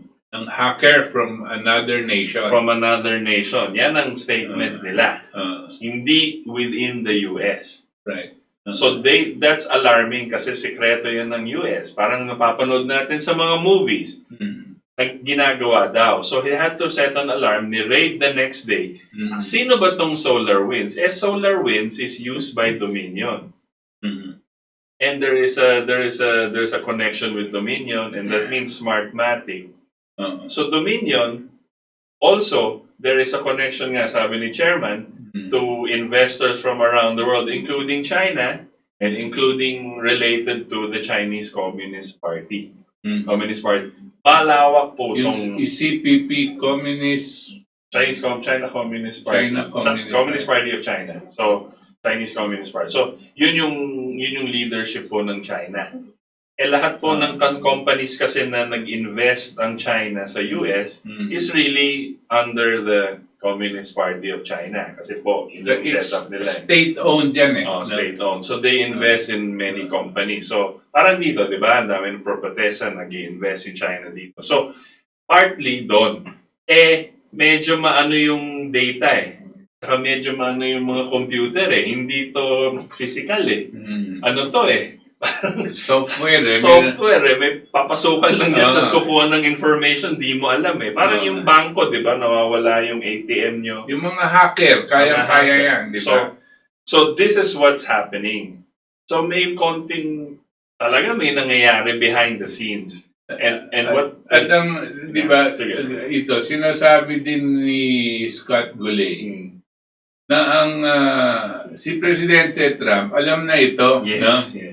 At maraming alam niyo po yung sinasabing executive order 2018. 2018 nung ginawa niya 2018. Ito yung parang executive order na pinagbabawalan niya ang mga ibang bansa ang foreign intervention dito sa mga pamamalakad ng ating ng system ng election ng Amerika. Siyempre, tapos meron pong doon, parang mga steps to be taken doon sa executive order na yun. Right. Ang steps to be taken doon, confiscation. Confiscation of all the corporations. The assets owned. And assets owned by that country, or that government institution in the United States. Kaya nakita po natin dito, nakalagay doon CCP, confiscation of all assets of CCP. Within the United Kaya States. tinatanong ko, ano ba yung CCP? Communist Party of China. Yes, China Communist Party. Kaya ba yun? Anyway,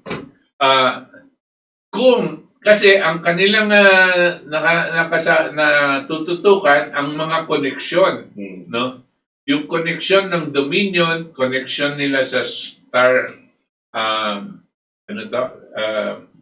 SolarWinds, tapos connection ng SolarWinds sa China na may kinalaman yung korporasyon doon sa China. Ang may-ari pamangkin daw ni Xi Jinping. Yun yung isang layer. Pero this company, because it's owned by this investment firm also called Silver Lake Partners, marami pong investor din dyan. From not just China, syempre yun yung unang papunta kasi nag-investigate ka sino ba may-ari nito, sino ba may-ari. Baka andun din sila George Soros. Dominion Smartmatic. Dominion Smartmatic is part owner pala nun. Uses SolarWinds. Okay. So there is a big thing na you have to, kumbaga, draining the swamp. Nakikita niyo yung sino mga I just want to read from the exact order. Remember, this executive order was issued by Donald Trump in 2018. 2018 pa. 2 years ago. 2 years ago and 2 years after nag-election. Diba? 2016. So it just reads, I'll just read the first statement para alam. I, Donald J. Trump, President of the United States of America, find that the ability of persons located in whole or in substantial part outside the United States to interfere or undermine public confidence in United States elections, including through unauthorized accessing of election and campaign infrastructure, or the covert distribution of propaganda, disinformation, constitutes an unusual and extraordinary threat to the national security and foreign policy of the United States.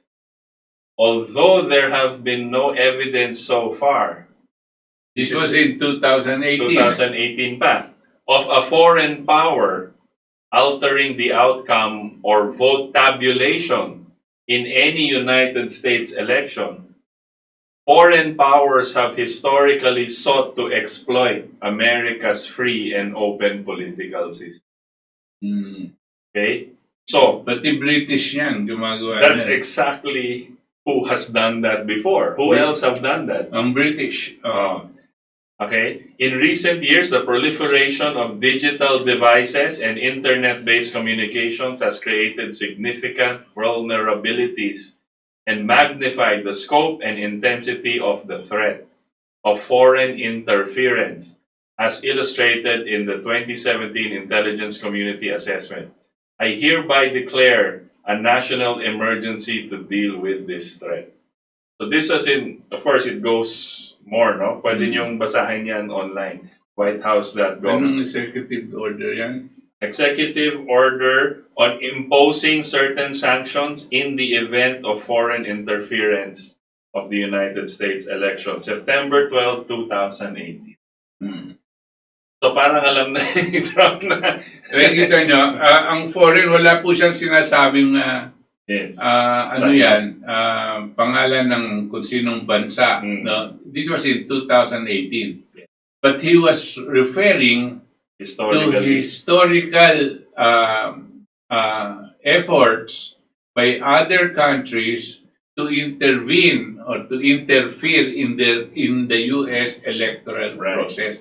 Dahil masyado daw free, masyado daw madali makapasok, no? Kaya kanina sinabi ko ang British, no? Because historically ang British talaga ang talagang pumapasok para manggulo dito sa election since the founding of the Republic, right? Of the United States Since 1776. Correct. Nung na-found yung Republic, kasi alam nyo pa, pag Republika, may election. Right. No? Ang election po, may election. Ang mga monarchy tsaka walang election dahil hereditary yung namumuno or sa... they claim hereditary. Okay? Pero dito, nung itinayo ang Republika, the first modern republic na itinayo ang Estados Unidos, ang choosing of leaders had to be by election. Yes. Now, since it is by election, madali pong ma-influence. Bili ng election.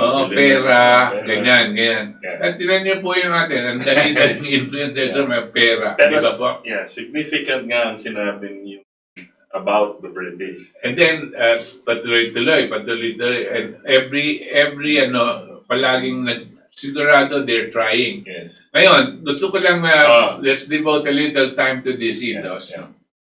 Why China? No?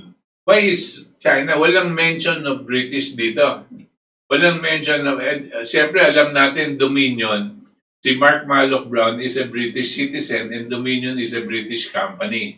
No? Privy Council, si Mark Malloch Brown. Tsaka si George Soros is a British citizen also. Yes. No? Bakit hindi nasasabing British? At ang ating kaalaman, yung sinasama, the formation even of the Chinese Communist Party, had a lot of British influence in it, di ba? Yes. That was my... kasi po, alam mo, pag kasama po si Chairman, wala kaming ibang dinidiscuss kundi history of the world and politics and how. So every time we discuss, before this, alam mo, madaldal kami for 2 hours, pero before this, madaldal din kami. So we talk about all of these things in history. We talk about the Venetians, because importante po yan in understanding the role of each in history. And what you find out is that the influence of Britain in the 17th century, 18th century, up until today is very big, very pervasive. Even here, hindi lang obvious. Tayo kasi American. Pero hindi lang obvious. And the other thing I wanted to... So we were talking about it kanina. So sabi ko, in many cases, involved parati yung British, lalo na yung British royal family and their agents in the many historical happenings around the world. You know, pag may event, sigurado may ano dyan, may pakanayan, may nagpapakanayan ng British for their interests. Just because it is communist does not Does not necessarily mean that they have not involved. Tingnan nyo po Bakit si Karl Marx, who did he work for? si Karl Marx, actually, Karl Marx was a columnist for New York Times. Yes. New York Times, New York Post, but one of them, Yeah.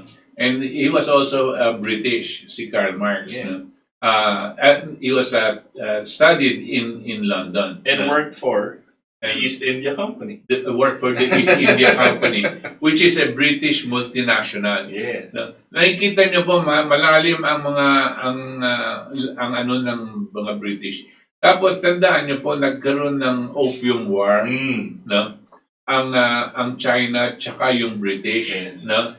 At dahil pinapasok ng British yung China ng opium. Yeah. Tapos nakita ng emperor ng China, masama pala to sa kanyang mga tao dahil na droga, pinigil niya. Dahil pinigil niya, nagalit ang British. Sabi, dapat free market, no? Dapat huwag niyong pipigilin itong gusto ng tao. Ganyan. Yeah. Ngayon, nagkaroon ng gera. Natalo yung China. Dahil natalo yung China, they had to Give up land. give up Hong Kong, no, Territory. and Macau, Yes. no, Macau to the Portuguese, Hong Kong to the British. No?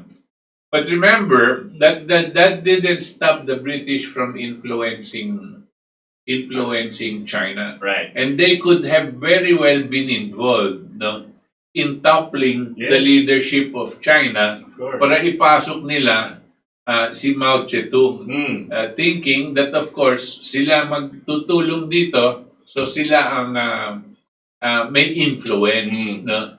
So and the setting up of the Communist Party, they were involved. No? Marami pong issues and documented on their presence. Yes. Presence in China at the time of the revolution of helping Mao Zedong take over Yes. from Chiang Kai-shek. Yes. Chiang Kai-shek ba? O, Yes, okay. to take out the influence of Chiang Kai-shek, who was a republic, thinking like the U.S. Chiang Kai-shek was republic. already thinking of a republic. Yes. Ayan, So, ganun ang labanan. So, it's plausible. Of course, we have to dig up more history, no? Pero I wanted to say, fast forward, after Trump did this, foreign interference, naglabas po, just to see, naglabas po ng statement yung Queen of England or yung kanyang mga advisors, which is the Privy Council, very close to them. Naglabas rin sabay si George Soros ng statement. Ano po yung statement nila? Ipapagsama ko na. And this is out in the open, sa YouTube, hanapin niyo po. Ang statement po nila, President Trump is a real danger to our way of life. And he needs to be removed. This is after the executive order. Yeah, along that, basta 2019, nag-statement sila. Tapos si George Soros, sabi niya, itong si Trump temporary lang yan, aalis rin yan after 2020. Right. Yan ang sabi. Yeah. Nasa hindi kami nag-iimbento ng statement. Yeah. And it is the British Privy Council, ito yung mga advisors around the British royal family and yung mga elite na Right. sinasabi nila, we need to get Trump out. That's why we were discussing this. We believe that when Trump thought up of that executive order, he was not really thinking about China Or Russia. or Russia. Mm. Kasi at that time, wala pa yung COVID, no? Wala pa yun. Pero ang sinasabi niya, foreign intervention. In election. He was actually thinking of the British, no? Because yan ang traditional enemy ng ang Amerika is British. Baka kala nyo kasi porque English magkakaibigan. Hindi po. Nag-umpisa yung paglalaban nila noong 1776 nung itinatag ng Amerikano ang Republika after a revolution against the British. Right. And this republic and the principles of the republic ayaw ng British kasi yung prinsipyo ng Republika ay labag dito sa kanilang intensyon na mag-dominate ng mundo. The New World Order. Oo. Yeah. That is their intention. The so-called New World Order is the same world control that they were planning even as early as those times, 1776. Yes. And when the U.S. made the revolution, and every so often you will see that they were trying to destroy this. And at times they even had influence in killing the presidents of the United States. Lincoln, at sila McKinley, at even JFK, and to some extent, pati si Franklin Delano Roosevelt. Right. So you can see that all of those times, why is it that kalaban nila? Kasi sila, yung imperial power ng Britain, yung Commonwealth na tinatawag, kalaban yan po ng sovereign nation state. Tayo ngayon, we are sovereign nation states. Ayaw nila yan. Kasi mas gusto nila yung Commonwealth where the sun does not set on the British Empire. On the British Empire. Hindi po maski saan yung pagbaba ng sun, nandun pa rin ang British Empire. Kami may-ari niyan. Sila may-ari na. That is their thinking. Yes. And again, to expand it, any nation that wants to copy the United States and become a republic, pag nakita nyo, binasa nyo po yung history, any threat of establishing a republic in any continent, yung British po nangunguna na sinosuppress sila. Okay? Yeah. So that's their style because they are that's what they do. What is their biggest weapon now? The banks. The banks and the Wall Street. They have so much money that they now control many of the politicians in the United States. They even now, to great extent, control agencies like the FBI and the CIA. Kanya po ganyan. Kanya po, pati na yung CIA, FBI, gustong patayin o sirain si Donald Trump. The deep state is the British. The deep state is really British inspired and British. The nucleus is British. The masters. And if you were the British, siyempre gusto nyo yung attention ng mundo kalaban China, kalaban Russia. Hindi sa amin. Wala kami dyan. Yan ang style po nila. Paglabanan kayo, tapos sila wala. Pero sila yung mangi-intriga. Di ba ganyan yung demonyo? Yun. Papagawa yan ng mga tao, pero sila hindi kasama, pero sila ng intriga. Di ba? That's something that historians, we always discuss it. And because we have all discussed about world history, ano nangyari sa Pilipinas, ano yung impluensya, you make these connections. Yeah. So it's actually 9 o'clock already. You connect the events and the ideas that were then present at that time, and you will see history becomes much more interesting than if you were to go to a classroom and you have a history teacher and he starts mentioning the names and the dates which you have to memorize. Nothing about the ideas. Nothing about what was transpiring and what the process was. And why do you think ba't tayo naiinis sa mga leader natin? Kasi wala silang talagang appreciation ng Wala. in these things. They Wala. don't know. They have no sense. No sense. All our leaders, all our advisors from the leaders, wala po. No? And nakakalungkot. Lahat tayong talagang statesman. Lahat tayong leader. So, anyway, it's time for us to go. Thank you. But we will be reading the text messages sent to us by our listeners. And their opinion is not necessarily ours. No? But we will read them in the interest of freedom of speech. Maria Luna Puyak Gore. Evening, hi, Maria Luna. John Peter watching Fairview QC. Rexander Tarog, good evening mga bossing. Donald Tumbaga, welcome back Katipunan sa pakinig ko, DZXL. Oscar Capulong, very informative. Angelo Redaja, magandang gabi po, Sir Butch Valdes. Merry Christmas, Happy Sunday. Always keep safe. God bless. RMN solid ang ating Katipunan, DZXL Radio Trabaho 558 kilohertz, Mega Manila, Malolos, Bulacan. Sonia Books Wandas, watching. Ellen Berdos, kamusta pa kayo dyan sa Pilipinas, watching here from Germany. Guten Tag. Rod White Pariabas, good evening po. Kabutch at Sir Itos, mabuhay pa kayo, watching from Subic. Gary Salcedo, I wonder if the Dems would claim that the Republicans are the ones trying to steal the election, given that the Electoral College has declared Biden as the elected president. Yes, of course, that's what they're going to claim, and they're already claiming that, Gary. But the decision process has not yet been completed, so we have to wait for January 6, which is precisely the date that their constitution allows.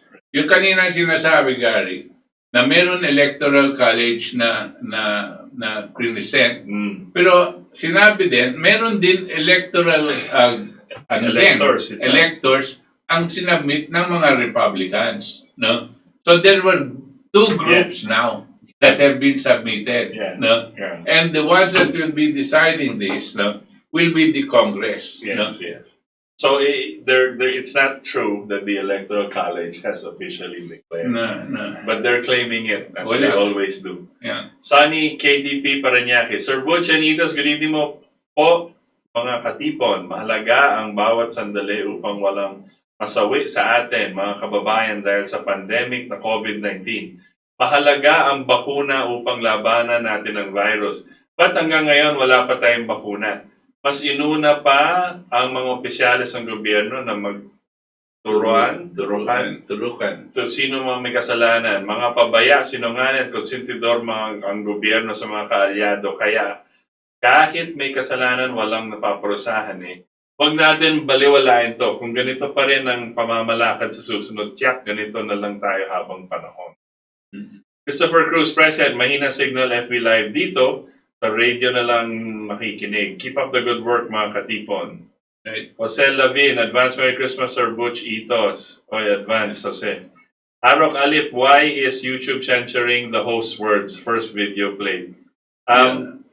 YouTube already made a statement after the elections, after December 14 daw, that they will start to ban and censor anybody, content creators that are questioning the results of the elections. Kanya yung naririnig mong host words, yung pag sila sabihin niyang fraud, electoral fraud, naka-blip yung word na fraud. Alam niya kasi na ibaban siya. So he's nagpapakute lang the way it's presented. So hindi niya sinasabing fraud. Kami, hindi na kailangan. Alam na natin yun. Ganun na talaga ang buhay. So Edlex Vezon Valencia watching. Rain Cloud, ang Smartmatic, kahit bantayan mo yan, hindi mo makikita ang dayaan. Dahil sa mga data na ihinahagis nila sa secret servers na nasa ibang lugar. That's right. That's right. Exactly right. Yes. Arnold La Chica. Alam mo yung secret servers ng Amerika, hindi lang ibang lugar, ibang bansa. No? Kaya, tayo dito sa Antipolo lang. Tapos yung isa dapat ilalagay nila dito sa Novotel at nahuli kaya hindi natulungan si Mar Rojas. No? Ganun ka sila kalyabang no? Wala silang tiwala sa atin na madidiscover natin. Arnold La Chica, ako sir, DDS supporter din ako, pero puro paasa lang si President Duterte sa atin. Puro salita din naman nagagawa. Akala ko yung mga oligarko mawawala na. Mawawala na yung nabisto sila about sa tubig. Tama ka, Arnold, no? Correct. In a way, in a way, supporter din kami ni Duterte, no? Pero we are what you call critical supporters. Wala po kaming inaanong ibang mga presidente dito. Pero gusto lang po natin gisingin ang presidente. Kasama ka na natin dyan, Arnold, tsaka sana yung mga ibang DDS, no? Yeah. Gisingin po natin siya para sa kapakanan ng taong bayan. Right. No? Sabihin natin sa kanya kung ano ang kinakailangan gawin. Dahil baka hindi nga naririnig. Baka pinapara ng mga ibang alipores niya. Correct. Kaya paano natin mapaparinig? Kailangan matindi ang ating sigaw, matindi ang ating karaingan. No? Alfie Hernandez, gusto ko dito matalino mga tao dito. Buti nakikita ako ng magandang channel. Thank you, Alfie. Gloria Siebert. Good evening po sa inyo, Sir Butch and Sir Itos. Always watching from Germany. Ernie Ocampo, magandang gabi po sa inyo, Prof. Butch Valdes and Sir Itos. Mabuhay ang KDP. Jose Aquino, good evening. Happy listening. Watching here from the city of Temakadst. That's probably where's from that? the stands, maybe, no? Saan? The mga Kazakhstan or something. Di ko alam. Okay. Baka Makati. Pwede. Temakadst. Ayun naman, lumayo pa tayo. Lumayo ba tayo? Temakadst. Rain. Okay. Loko-loko ka, Jose Aquino, kung Makati. Rain.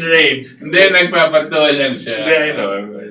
Rain. May mangyayaring great flash bukas. December 24, implementation of Gesara law according to President Trump. Oh. Let's see. Well, Paulo Antonio. alam niyo po, sinasabi diyan, marami siyang ibubunyag na mga impormasyon na talagang shocking information about certain people and certain institutions, no? Shocking daw talaga, no? Ibubunyag daw ni President Trump in the next few days. Good. Paulo Antonio Pineda, Prof. Butch, kailangan niyo ba si Emil Maranon? Maranon. Mababasa mo sa article niya sa Crappler na tutol siya sa mga manual election dahil expensive at baka dayain ng mga kalaban ng oposisyon. At overpriced pa daw ang manual. Alam mo yung Crappler na yan, alam na natin kung saan siya konektado. Rappler? Oo, Rappler. So, obvious naman siya. Diba? So, Larry Del Rosario, good evening po sa inyong mga ama. Natatandaan ko po sinabi ni Duque na ang tao, pagpatay na, namamatay na din kung anumang virus meron ng katawan.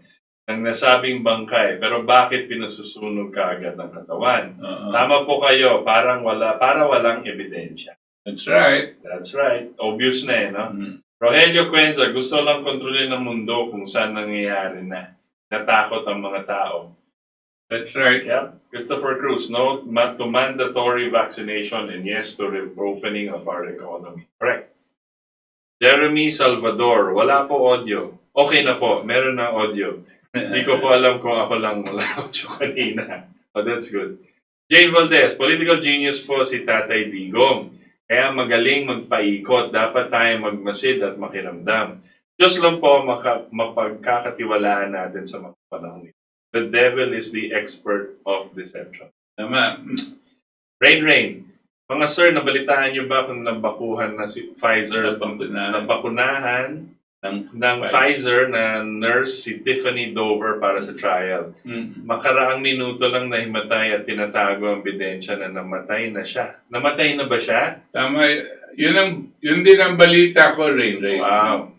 Wow. Bilis naman nun. Giancarlo Iway, Dr. Yidon questions the efficacy of Pfizer's vaccines. Actually, Giancarlo, it's not just there are so many doctors now. Just now sa Twitter nakita ko about 50,000 doctors, scientists, microbiologists nagsama ulit sila, and I don't know if it's different from the video we showed. Yeah, yung last Sunday lang, sa totoo lang, mga 40 yun. mga 40 doctors yon. Pero ang pinalabas lang namin siguro mga 7 or 8 dahil masyadong matagal. Right. So, But yung 40 doctors na yun, nagkaisa all over the world yan, ha? yeah. Hindi lang yung isang city o isang lugar. All over the world from different countries. Nagsasabi sila ganyan din tungkol sa vaccine.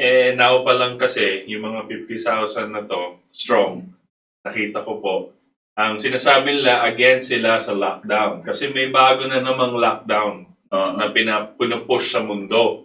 Ito po yung gusto ng mga New World Order. I-lockdown talaga. Hanggang mamatay lahat. Jose Lavin, bakit si Duque, sir? It's walang ginagawa man. It's Analysis. walang ginawa mang analysis. Bilyon ang budget ng 2021 Mayor Duterte. Mukhang delikado pa wari ang TB. At DOH, Commission ng Konsumisyon at Konsumisyon. Yep. Raf XB, greetings gentlemen. No to vaccine. Okay. Jane Valdes, MECQ na naman pala mga boss. Ano na ba nangyayari sa gobyernong ito kahit anong wag-wag natin kay Tatay Digong ayaw pa rin gumising. Hindi na maganda ito. Gats Vitalco, trangkaso ang COVID. Yun na nga eh. Yeah. Cure That's of the flu is COVID. Jane Valdes, makauwi na siya probinsya habang maaga. Parang gulo na ang kasunod nito. 2021 will be the worst year ever. I agree with you, Jane. It's looking But like only because if the president does not do what is necessary, kanya po palagi nating itinutulak yung ating maiwagang vaccine ay Artikulo 12, Section 17 and 18. Pag ginawa po niya yan, no, ito po ang magbubuhay po sa ating ekonomiya, no, at mabibigyan ng bagong sigla, booster ang ating ekonomiya. Malalagyan ng at least about 2 trillion pesos ang ating ekonomiya every year. No? Well, maski ano pong gawin na ni Duterte at si Sunny Dominguez, hindi nila mahihiram yan sa mga bangko. Wala tayong mahihiram na ganyang kalaki. Pero itong magagawa niya sa Artikulo 12, Section 17 and 18, magde-declare siya ng state of emergency. Tapos, doon sa artikulong yun nakasaad na ibabalik ng mga pribado sektor ang public utilities sa gobyerno. At pag naibalik yan, may ibababa ni Duterte ang halaga ng singil sa atin. Nang malaki. Malaki po ang mababawasan sa atin. No? Kanya po sinasabi ko, aabot po ng 2 trilyon ang may papasok. Kasi yan po ang mga kinikita ng mga oligarko. Kaya pag hindi nakikitain ng oligarko yan at may babalik po natin sa taong bayan, yun po yung booster ng ating ekonomiya. Hindi lang po sa mga mamamayan, pati na rin sa mga negosyo na nangangailangan din ng malaking tulong mula dito sa ating gobyerno. Ito po ay hindi uutangin. Gagawa lang siya ng ganitong pamamaraan, Artikulo 12, Section 17 and 18. At hindi ka nakakailanganin pumunta sa probinsya, Jane. Okay. Raf XB, PRRD is under a spell. Ginayuma ni Duque. Mark Sienes, Sir Butch, may nagsabi daw sa President ng Brazil, huwag mag-vaccine, baka maging mutant or known as monster. Baka maging buhaya tayo, ganun kaya vaccine is a damn at all. Sabi nila kasi, itong vaccine na ginagawa nitong mga Pfizer, Moderna, ay meron tinatawag na RNA.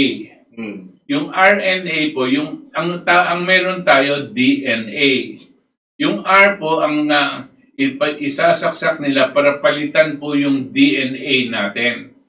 Kasi hindi ko po masyadong mapapaano to, pero dahil daw dito sa pagpapalit ng DNA, para pong iibahin ang anyo ng ating katawan. Dahil dito po, yung pagpapalit na ganyan, delikado po, malamang magkakaroon ng mga adverse effects. Hindi po tayo nakakasiguro na lahat mamamatay o makakasakit. Pero sigurado po meron adverse effects. Ngayon, yung adverse effects po, yung masamang epekto, yun po ang ibig sabihin yan.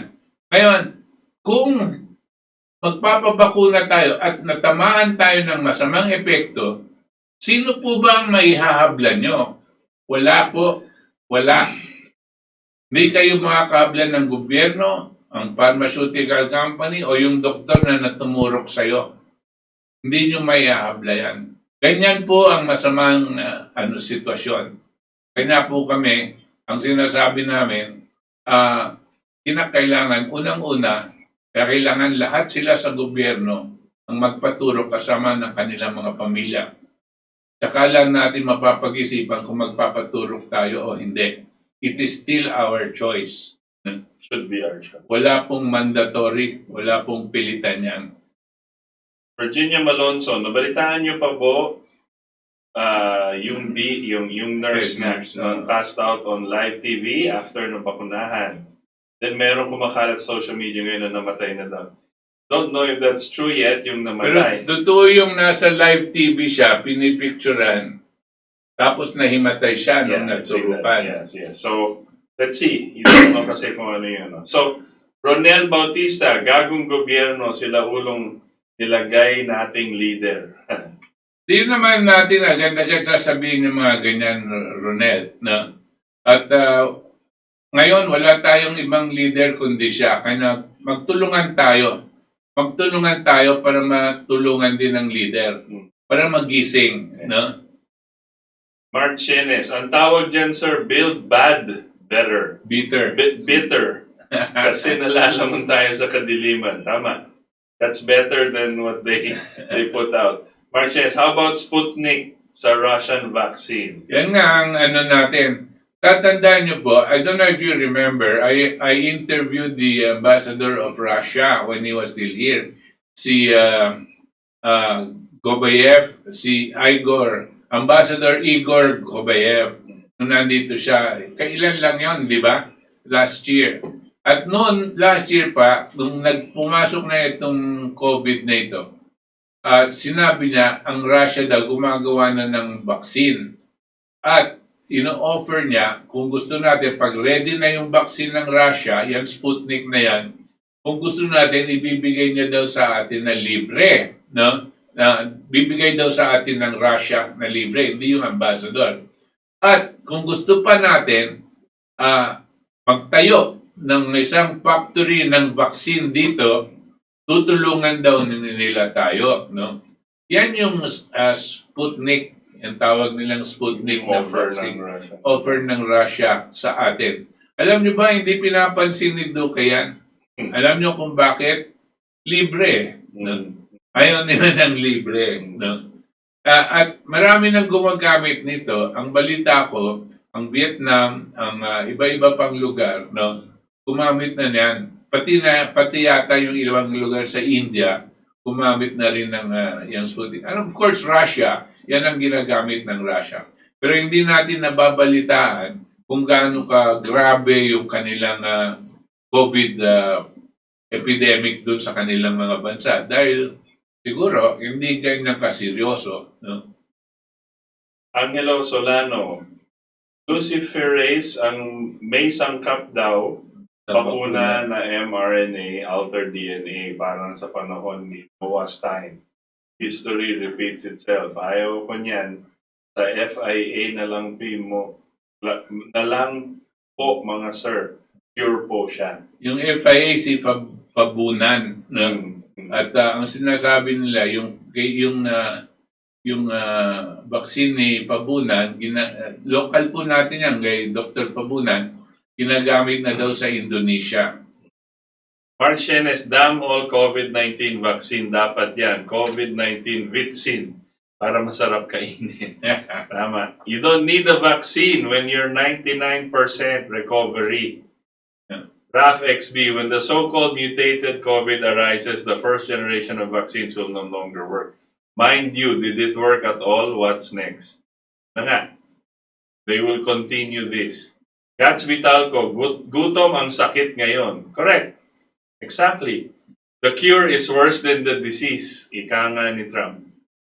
Nulf o Zerk. Pirmahan ng cash, kasunduan. Kung sila nagnegosyo sa bakuna, pirmahan ng waiver lang o ng pagpayag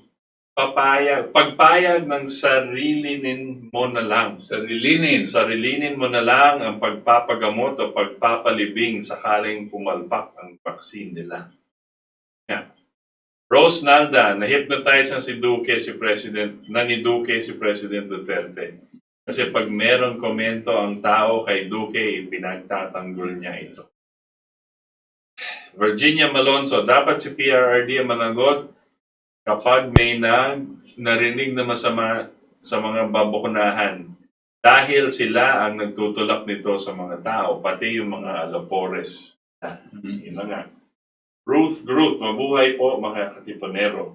Pati mga usi, kapag pinilit ni Duterte na pa-implement itong vaccine na yan, mag-revolusyon na lang tayo para patalsigin si Duterte kung ipipilit sa tao yan.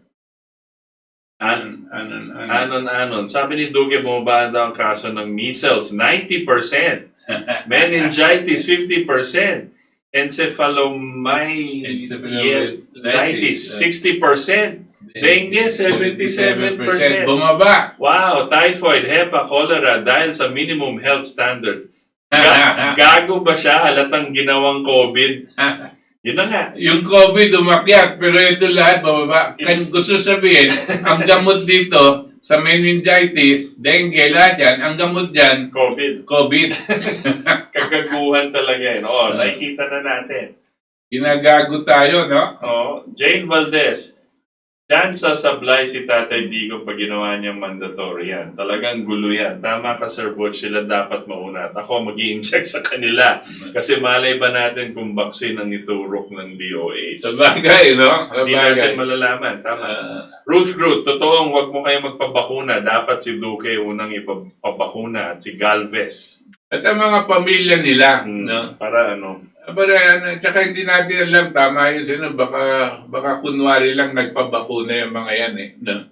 Yeah. Kami po, sinasabi na namin, si Itos, ako, no?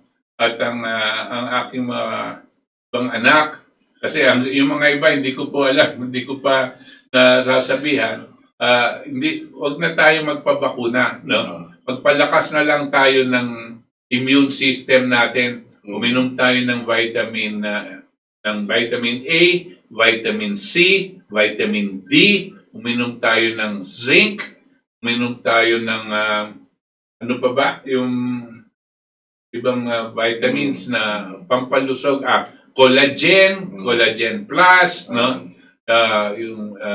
Meron pang mga iba. Etong mga gamot, vitamina to, hindi po masyadong mahal, no? Tsaka, bibili kayo ng isang ganyan, isang garapon na yon, pero matagalan mong iniinom, nagpapalakas po ng resistensya sa sakit, no? At yun pong at siyempre magandang kain nyo at exercise, no? Vitamin D po, importante dahil madalas may lockdown, hindi tayo makalabas. Lalo-lalo na po yung mga senior citizen, nasa bahay lang sila, hindi sila naaarawan. Pag kulang ka sa exposure sa araw, minom ka ng vitamin D, no? Yan po ang equivalent. Yung pong vitamin D, yun ang nakukuha natin pag arawan, no? Yan po. At again, ulitin ko po, 99% kayo ang mabubuhay. Huwag kayong matakot. Ha? At saka yung suob, no?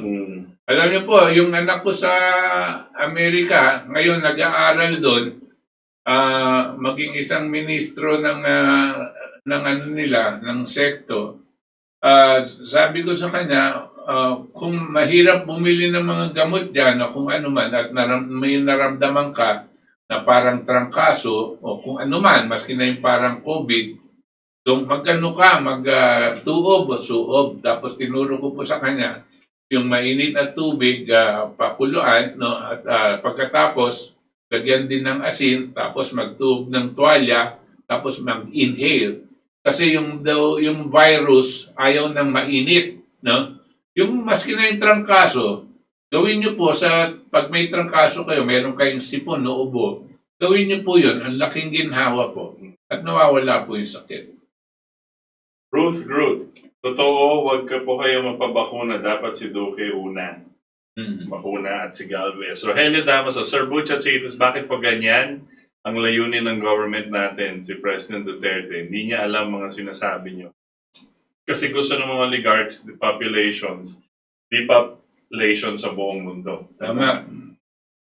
Duchess Andrea, baka napasok ng mafia ang kabinete ni PRRD kaya may pasahan ng bola. Ingat ka sa nakapaligid sa iyo, mahal na PRRD. Correct. Hopefully, he sees it. Zaisel Omitse, God bless po. God is with you. Thank you for explaining beyond your critical thinking. We need to be vigilant nowadays. Use our hearts and mind, not according to the thinking way of the world. Emmanuel De La Torre, conspiracy concept, depopulation, civil war, poverty, economic bankruptcy, then one world government. It's coming. Jane Valdes, halata ang planado ni Duque ang pagtaas ng COVID. Basta hindi halata, kagaya ng Pasko, itataas ang bilang. Grabe ang kagaguhan. Pati Mausi, hindi rin tayo makikisiguro kung totoo vaccine yung tuturo sa kanila.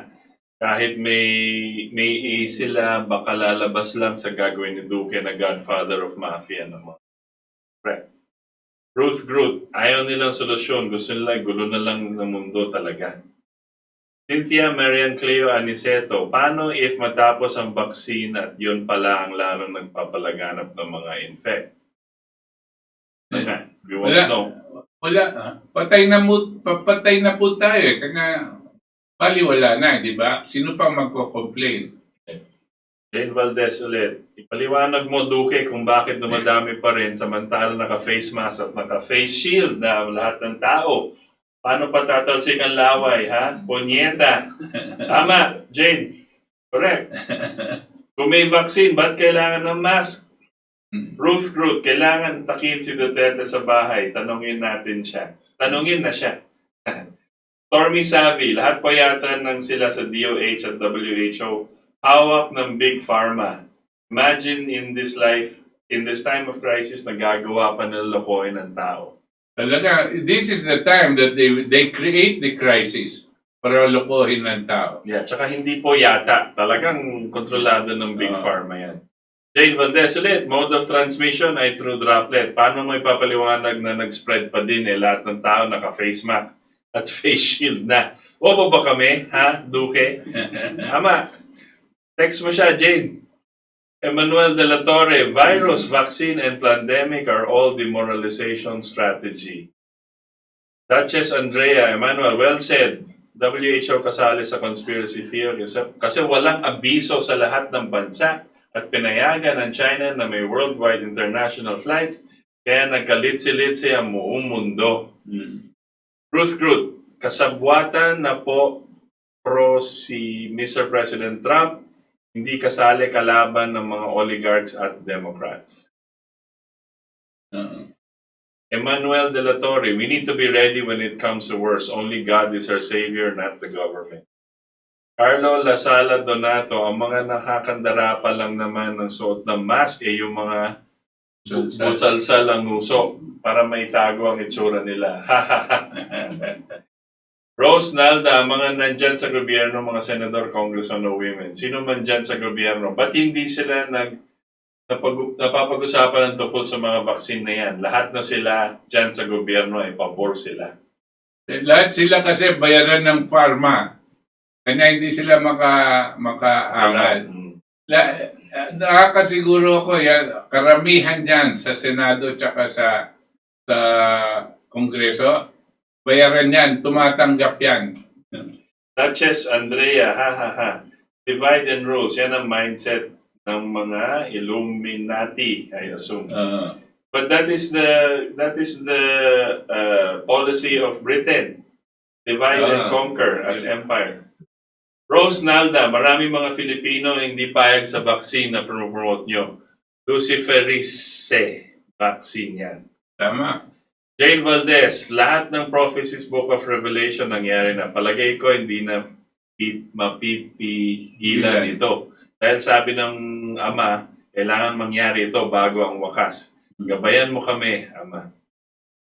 Emmanuel de la Torre, sacrifice the many for benefit of a few. Yan ang globalist. Raf XB, true. Flu is flu. If body is weak, one can get it. COVID is a hoax. Looks like it. Emmanuel de la Torre, suma total, greedy. Arnold the Chica, good evening po. Ewan ko ba sa gobyerno natin, sir, parang nabobo na pagdating sa COVID. Nag-iisip ba yung mga opisyal ng gobyerno? Masyadong halata na talaga. Linaw, sabi ng mga doktor at iba't ibang mga bansa. Ito nga. Tsaka yung mga statistics, Arnold, di ba? Na pinalalabas natin dito, which you can research. They have access to that. Emmanuel de la Torre, lahat po tayo mamatay kaso pinapatay tayo ng walang laban. Ruth Group, magpasalamat po tayo dahil si Yahweh pa rin may control. Dahil pinapalabas expose yung mga fraud sa election, ginagamit yung Dominion voting system.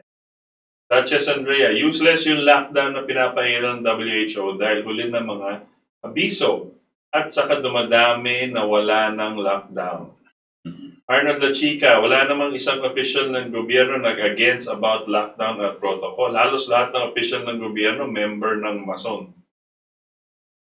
Ruth Group, totoo yan, mga virus sa China pero gawa ng mga oligarchs sa control ng mundo. Duchess Andrea, napasok na ng mafia ng gobyerno. Ronaldo Valencia, Sir Butch, yung ibibigay po sa akin na vaccine, idodonate ko na lang po kay Duque. Sa kanya na lang po para naman ma-double protected siya. Leche sila. Emmanuel de la Torre, alam po natin na it's all orchestrated. Salamat sa mga matatapang na katipunero. Na-educate tayo. And also to other commentator. Arnold La Chica again. Sir, narinig niyo na siguro ang kanta ni John Lennon na Imagine. Nakakatakot yung mensahe. Ruth Root, best friend ng mga Democrats ang Dominion voting system. Yes. Raf XB, in the U.S. hearing, Biden votes are still coming in 1 week after.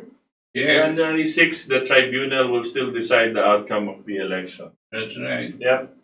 Emmanuel de la Torre, to health issues naman, trangkaso man lang yan, normal, nag-inject lang sila ng fear, so we need to flatten the fear. Jane Valdes, dapat ang programa ito na dinudumog ng views para maging aware tayo sa totoong nangyayari, sa totoong nangyayari, at sa nang makapaghanda tayo pagdating ng kagipitan. Manuel de la Torre, pag normal death tayo, okay lang. Huwag lang death to vaccine. Nakakatakot yun. Ernie Alvaran, bakit parang tahimik si Trump about Bill Gates? At may forecast na naman siya for 2021. Si Bill Gates to, yung first 4 to 6 months daw na darating ay malala ang dadaanan natin sa COVID compared to last year, Bill Gates. Kasi nagsalita din siya about COVID the last 2015, tapos nangyari nga. Ano kaya ang itong sinasabi niya sa mangyayari? Why is Bill Gates telling us hanggang 2021? Tuloy-tuloy yung... Dahil alam niya, lalabas at lalabas pa itong mga higher, more virulent strains. Virulent strain ng COVID. No? Yan po ang ilalabas niya. Alam nila yan because it's manufactured by them. Okay, marami po bang mga text messages at magandang discussion. overtime na po tayo. But we will read them and then we'll see if we can read them again next week. Sa ngalan po ng ating mga katipon dito sa Ating Katipunan at sa mga galing na staff ng DCXL Radio Mo Nationwide, kami po ay pansamantalang nagpapaalam at nagpapasalamat na sinamahan niyo kami ngayon, ang ora de peligro ng ating bayan at ng buong mundo. Dito po sa Ating Katipunan, hanggang sa linggo po muli, mga katipon, 7 to 9 p.m. By the way, Merry Christmas. Oo na, hindi tayo abot na ito. Merry Christmas po sa inyo lahat. Magandang gabi po sa inyong lahat.